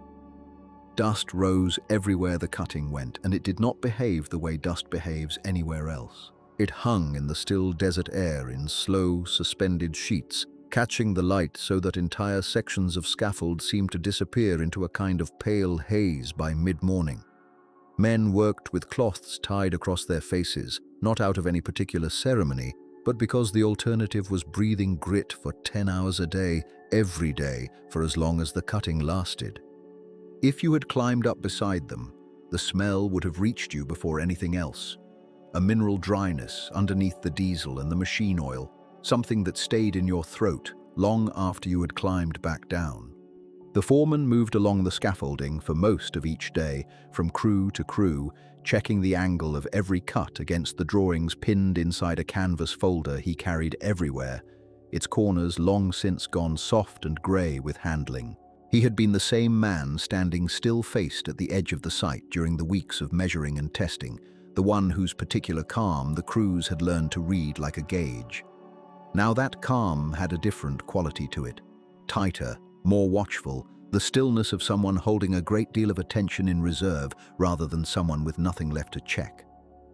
Every numbered line marked on the rock was, in a sense, a promise the whole project had made to itself, a promise that this piece could be separated from its neighbors and later returned to exactly the place it had always occupied, and it was the foreman's task to see that promise kept, cut after cut, day after day. You do not need to remember any of this to feel the shape of it. A mountain, cut slowly by hand into pieces small enough to move and numbered carefully enough that the mountain could be put back together somewhere else. Let that image settle if it wants to settle, and let the rest of it come at its own pace. But how do you decide where to cut a face that was never meant to be divided at all? That question sat over every crew working the facade, whether or not anyone said it aloud. The surveyors had spent their long weeks with plumb lines and photographic grids precisely so that this question would already be answered by the time the saws arrived. But an answer on paper is a different thing from an answer standing in front of you at the base of a colossus 20 meters high, where the line the drawings called for runs directly through the curve of a lower lip or the shadow beneath a carved eye. In those places, the engineers had done what they could to push the cutting lines into the monument's own natural hiding places, the deep creases of drapery, the plain expanses of headdress, the flat undecorated stone between one carved element and the next. Anywhere the join could later disappear into a shadow or a fold, rather than sit exposed across a face that the whole world would eventually look at again. It was not always possible. Where the geometry of the rock left no hidden seam to use, the cutting line had to cross something that had never been interrupted before, and those were the cuts that slowed the whole operation to its most careful pace. You would have seen it in how differently the men worked at those particular points on the scaffold, the way conversation dropped away, the way even the handsaw's rasp seemed to soften, as though the men guiding it were listening for something in the stone rather than simply cutting through it. A cut placed wrong by even a small amount could not be taken back. There was no second piece of that colossus waiting in reserve. This was the part of the work that sat hardest on the crews, heavier in its way than the heat or the dust or the long hours. Many of the men on those scaffolds were skilled quarrymen and masons who had spent their working lives shaping stone, and they understood in the way only someone who has spent years with a chisel truly understands, exactly what they were being asked to do. They were being asked to cut into a face that had looked out over that stretch of river since long before their grandfathers' grandfathers had been born, a face that no one, in all the centuries since it was carved, had ever tried to touch this way. One of the masons, a young man who had come to the project from a family of stonecutters and who is remembered in the project's records only as one face among the many crews rather than by name, later described the strange sensation of resting his palm flat against the cheek of the great seated king before drawing the first line across it, as if some acknowledgement were owed before the saw could be allowed to move. Whether that story survives exactly as it happened or has softened slightly with retelling, it captures something true about how the work felt to the people doing it. This was not simply stone. Everyone on that scaffold knew what they were cutting into, and the knowledge slowed their hands in a way no supervisor could have ordered. The rhythm of each day accommodated that weight without ever naming it directly. Crews began before the full heat of the sun reached the cliff face, working the coolest hours on the most delicate lines, the ones nearest the carved surfaces, when hands were steadiest and concentration had not yet been worn down by the temperature. By midday, when the rock itself grew almost too hot to rest a bare hand against, the pace shifted toward the heavier wire saw cuts further back in the mass, work that demanded less of the eye and more of simple endurance. There were fixed pauses for water and for shade, taken in whatever patch of shadow the scaffold or the cliff itself happened to offer at that hour, and the foreman moved through those pauses too, checking on his crews the way he checked on his drawings, with the same unhurried attention. If you were tired enough tonight to let your eyes close somewhere in the middle of all this, that would not be the wrong place to leave the story for a while. The cutting went on regardless of who was watching.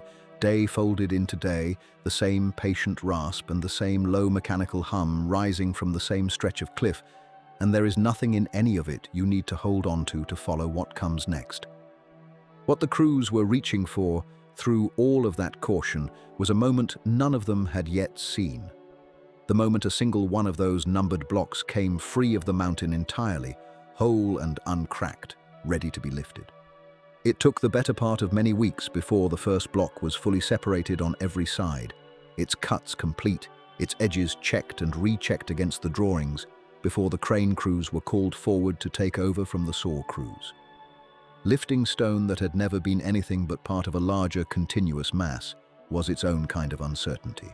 No one could be entirely sure until the moment the block actually rose whether some hidden fracture inside the rock, invisible to every survey and every sounding test performed beforehand, might reveal itself the instant the block's own weight was no longer shared with the stone around it. You could have felt that uncertainty in the quiet that settled over the site as the lifting frame was positioned, in the way even the men who were not directly involved in that particular lift found reasons to be standing somewhere they could watch. The block came away cleanly. It rose from its seat in the cliff face by degrees, inch by inch, the cables drawn taut and even, and where a moment before there had been an unbroken continuity of stone reaching back into the mountain, there was now a shallow, precisely squared recess, with clean saw marks on every visible face, and beside it, hanging in its cradle, a single free piece of the temple that had not existed apart from the rest of it in 3,000 years. The crews did not cheer. Several of the accounts from those working the site describe something closer to a held breath finally released, a quiet, collective exhale rather than any louder celebration, as though everyone present understood that this was the first proof the whole undertaking could actually work, and that proof deserved to be received calmly rather than announced. The foreman is remembered in the recollections of those who worked alongside him as having said very little in that moment beyond confirming the block's number against his folder and directing the crane crew toward where it should be set down and catalogued. It was, in its way, exactly the response the work demanded. There would be hundreds more blocks to free after this one, each with its own cuts, its own risks, its own quiet held breath at the moment of lifting, and there was no room in the schedule for lingering over any single success, however hard won. But something had changed with that first clean lift, a kind of confidence that had not existed the day before, and it moved through the crews the way confidence does on a difficult job, quietly, without any particular fanfare, showing itself mainly in how much steadier the next cut felt beneath everyone's hands. What the crews had not yet reached in those early weeks of cutting were the two great seated colossi themselves, the faces that had drawn every visitor and every photograph to that stretch of riverbank for longer than anyone alive could remember. Those cuts were still ahead, still marked only in pencil on drawings kept inside a canvas folder, waiting for the saws to reach that part of the mountain and answer a question no one on the site could yet say for certain how it would feel to answer. That gap between what had already been cut and what still waited was not a comfortable one to stand inside. Every crew on the site understood, in the loose way that understanding travels along a scaffold, that the small numbered blocks taken from the plain stretches of the facade had been, in some sense, a rehearsal. The real test of everything the surveyors had measured and everything the saw crews had learned in those first weeks was still standing untouched at the center of the temple front. 4 seated figures rising far above the tallest scaffold platform, each face turned toward the river with an expression that had not shifted in longer than anyone could comfortably think about. How do you draw a cutting line across a face like that at all? The surveyors returned to the colossi more than once in those weeks, not to remeasure what they had already recorded, but to sit with the drawings again in the shade at the base of the cliff, checking and rechecking where the planned seams might fall. A crease at the corner of a headdress, the deep fold beneath a crossed pair of stone arms, the plain, unbroken shoulder where a join might vanish into shadow rather than announce itself across a cheek or a brow. It was slower work than the cutting intended to authorize, and for a stretch of days the saws elsewhere on the site kept working, while the lines for the colossi themselves stayed exactly as they had been for weeks, penciled and provisional, waiting on a confidence no one wanted to rush into existence. If your eyes are already closed, none of that waiting needs to trouble you tonight. It moved slowly then too, and there was no way to hurry it that anyone was willing to try. The foreman climbed the scaffold in front of the nearest colossus more often than he needed to during those days, by his crew's own later accounts, standing for long stretches with the canvas folder closed under one arm rather than open in his hands, simply looking at the line the drawings called for and the stone it would have to pass through. Somewhere in that stretch of days, without any single dramatic decision that anyone could later point to, the answer arrived the way most of the project's answers had arrived. Quietly, checked one more time, and then acted upon. The saws that had spent weeks working the plain facade and the pillared hall behind it were brought at last to the base of the first great seated king. The saws had been quiet for most of a morning while the engineer walked the base of that first great seated king. And when the work began again, it began at the feet, low down, where the stone still carried the shape of a leg the size of a house. You would have had to tip your head back to see where the work was actually headed. From where the crews stood, the ankle alone rose higher than a man, and above the ankle came the knee, and above the knee the long fall of a kilt carved in stone folds that had not moved in more than 3,000 years. And above all of that, so far up that the men cutting at ground level rarely looked at it directly during the working day, was the face. There were 4 of these seated kings set into the cliff, each one wearing the same calm, unbothered expression, each one facing east toward a sun that had found them every morning since before most of the world's other old places were built at all. Whatever this project asked of the rest of the temple, the columns, the painted ceilings, the long, dim hall where the sun once reached twice a year into a room it was never meant to reach, none of it weighed on the crews the way these 4 faces did. You could cut through a plain wall and feel only the ordinary tiredness of a long day. Cutting toward a face was different. Even men who had spent weeks numbing themselves to the strangeness of taking a mountain apart in pieces found themselves, without quite meaning to, lowering their voices as the blades approached the shoulders and began to climb. 3 of the 4 had stood whole and watchful for the whole of their long history, weathered but essentially undamaged, the same unmoved calm on each face. The second from the left had not been so fortunate.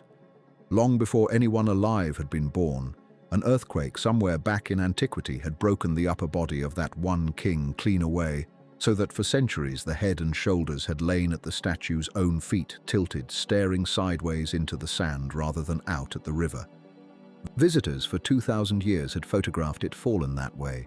Scholars had sketched it fallen that way. It was, if anyone had stopped to think about it, the oldest damage on the whole cliff face, and it meant that when the crews reached that particular colossus, they were not cutting an intact king apart. They were disassembling a king who had already, in his own time, come apart on his own. That single fact quietly reshaped the whole approach to this stage of the work. If the plan had simply been to preserve everything as it had first been carved, the fallen head would have been the easiest piece in the whole temple, already loose, already broken from its base, needing only to be lifted rather than cut.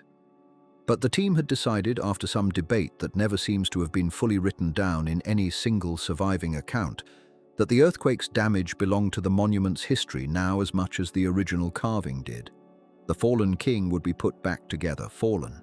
His broken shoulders would travel with him, and at the new site he would sit again exactly as broken as he had always been, because erasing that would have been its own kind of dishonesty about what this place actually was.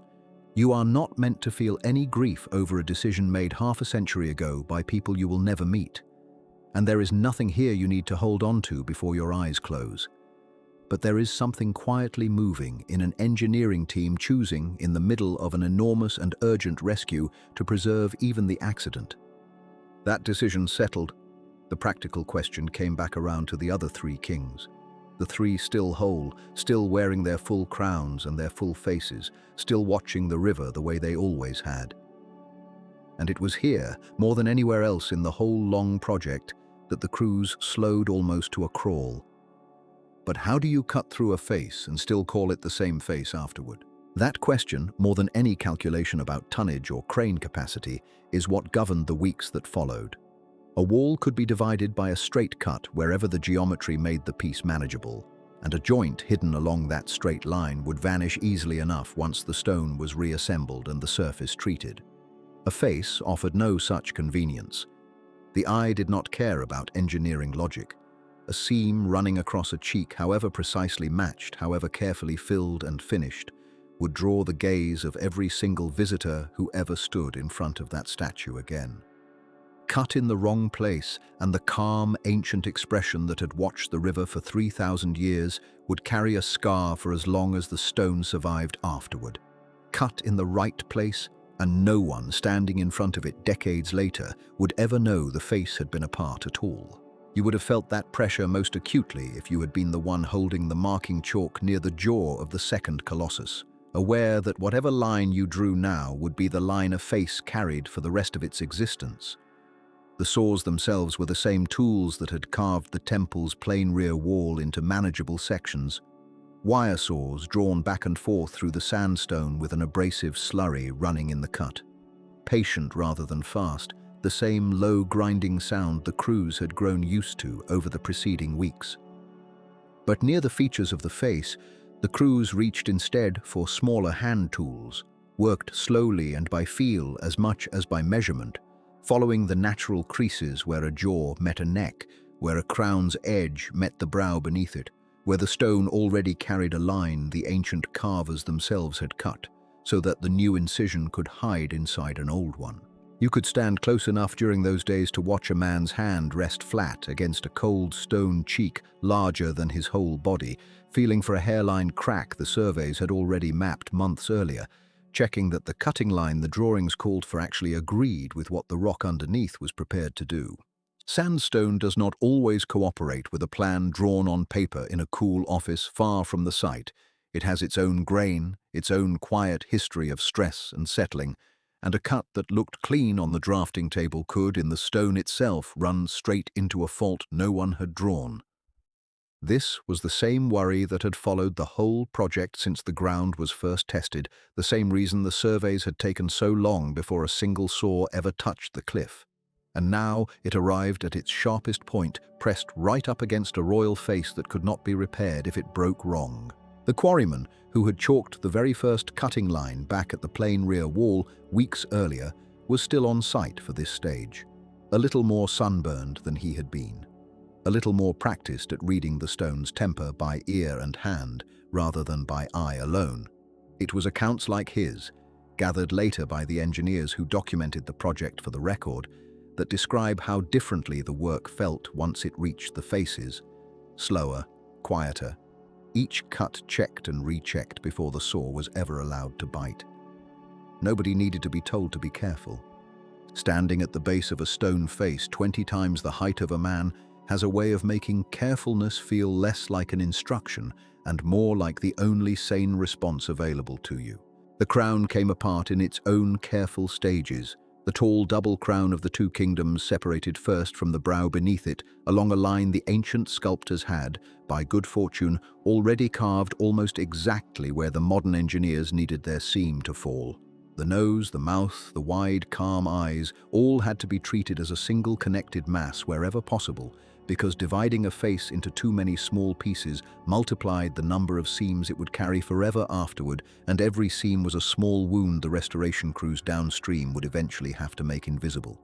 Where the drawings allowed it, entire faces were kept in one continuous block, larger and heavier than almost anything else the cranes on site would be asked to lift, simply because the alternative, a face made of jigsaw pieces, was judged in the end to be the greater risk to everything the project was actually meant to save. You would have smelled the wet grit of the cutting slurry long before you got close enough to see the blade itself, a mineral, slightly metallic smell that clung to clothes and hair for the rest of the day, mixed with the ordinary desert dust that never really settled anywhere near the site. The heat by midday made the stone itself warm to the touch even where the saws had only just passed, and men worked in short rotations near the faces, not because the labor there was heavier than elsewhere on the cliff, but because the concentration it demanded wore people down faster than muscle work ever did. There is nothing about any of this you need to carry forward with you. If your eyes have already drifted shut somewhere in this last stretch, that is exactly the right thing for them to have done, and the story will still be here, waiting patiently, whenever you next find your way back to it. By the time each face had been fully separated from the shoulders beneath it, the crews had spent longer on that single stretch of stone than on almost any other comparable section of the whole temple. And what waited for them, once the cutting was finally finished, was a sight none of the surviving accounts describe with anything but a kind of subdued astonishment. But what happens to a king's face once it has actually come away from the mountain? The answer, in the plainest terms, is that it goes down. Cranes built to handle blocks far heavier than ordinary masonry lowered each face, still recognizably a face even lifted free of its body, down onto beds of sand prepared to receive it, cushioned the way every other numbered block on the site had been cushioned before it. But there is a difference, easy to state and hard to fully picture, between lowering a plain rectangular block of cut sandstone into the sand and lowering the calm, open-eyed face of a king who has watched the same river for longer than most civilizations have lasted. The plain blocks settled into the sand like cargo. The faces settled into the sand like something being laid down to rest. Photographs from the period and the written accounts of the people who worked among them in those weeks describe rows of these enormous faces resting on the ground at various points around the site, some upright, some tilted, all of them still bearing their original color and weathering, still recognizably the same serene expression that had greeted every sunrise since the temple was first carved. Standing among them, you would have found yourself walking between features larger than any human face has ever been, an eye alone wider than a doorway, a mouth set in its permanent faint calm, a chin resting nearly at your own shoulder height, even though it belonged to a face that, whole, had once sat far above the reach of any visitor's eye. It is not hard to understand why more than one worker, quoted decades later in interviews and retrospectives about the project, described those weeks as the strangest of the whole undertaking. Not the most physically demanding, not the most technically difficult, but the strangest, the one that stayed with them longest. The engineer, who had once stood turning the same drawings over and over before committing to the first cut on this stage of the work, walked those rows often during that period, according to the same later accounts that describe the decision at the base of the first Colossus. There was, by all indications, no ceremony to it. He is not recorded making speeches over the fallen faces or marking the occasion with any particular formality. What the accounts do preserve is something quieter, a habit, noted by more than one colleague, of pausing near each face in turn on his rounds of the site, checking the packing material at its base, checking the numbering still legible on its underside before moving on to the next. It reads, in retrospect, like a man making sure that something enormous and irreplaceable was, for the moment, resting comfortably. The four faces would not stay in the sand for long, by the standards of a project already measured in years rather than months. Each was destined to travel the same short, careful distance every other numbered block on the site was traveling, up out of reach of the water that was still, patiently, somewhere downstream, continuing to rise.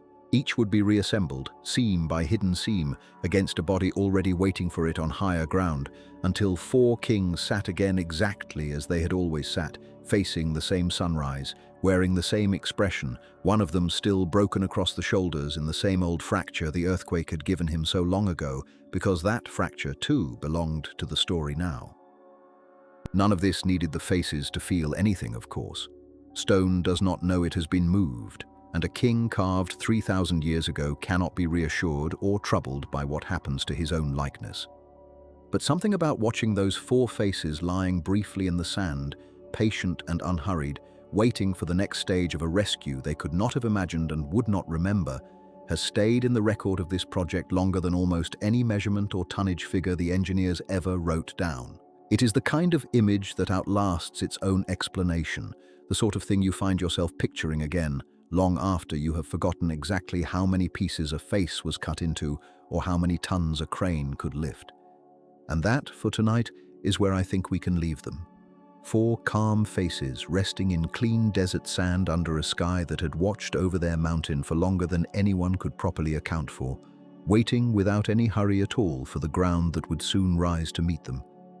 There is more of this story still to tell, more cliff still to move, more river still to hold back, and it will keep exactly where it is until you are ready for it again. If you have stayed with me all the way to this point, thank you for spending these 2 hours in the dark with an old engineer and four stone kings. And if you drifted off somewhere back along the way in the tunnels or the measuring or the long, quiet cutting of the plain rear wall, that is no trouble at all. The story does not mind waiting, and neither do I.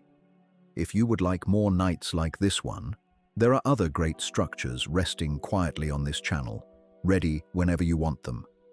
For now, though, let the faces rest. Let the river keep its distance a little longer, and let yourself rest too. Sleep well.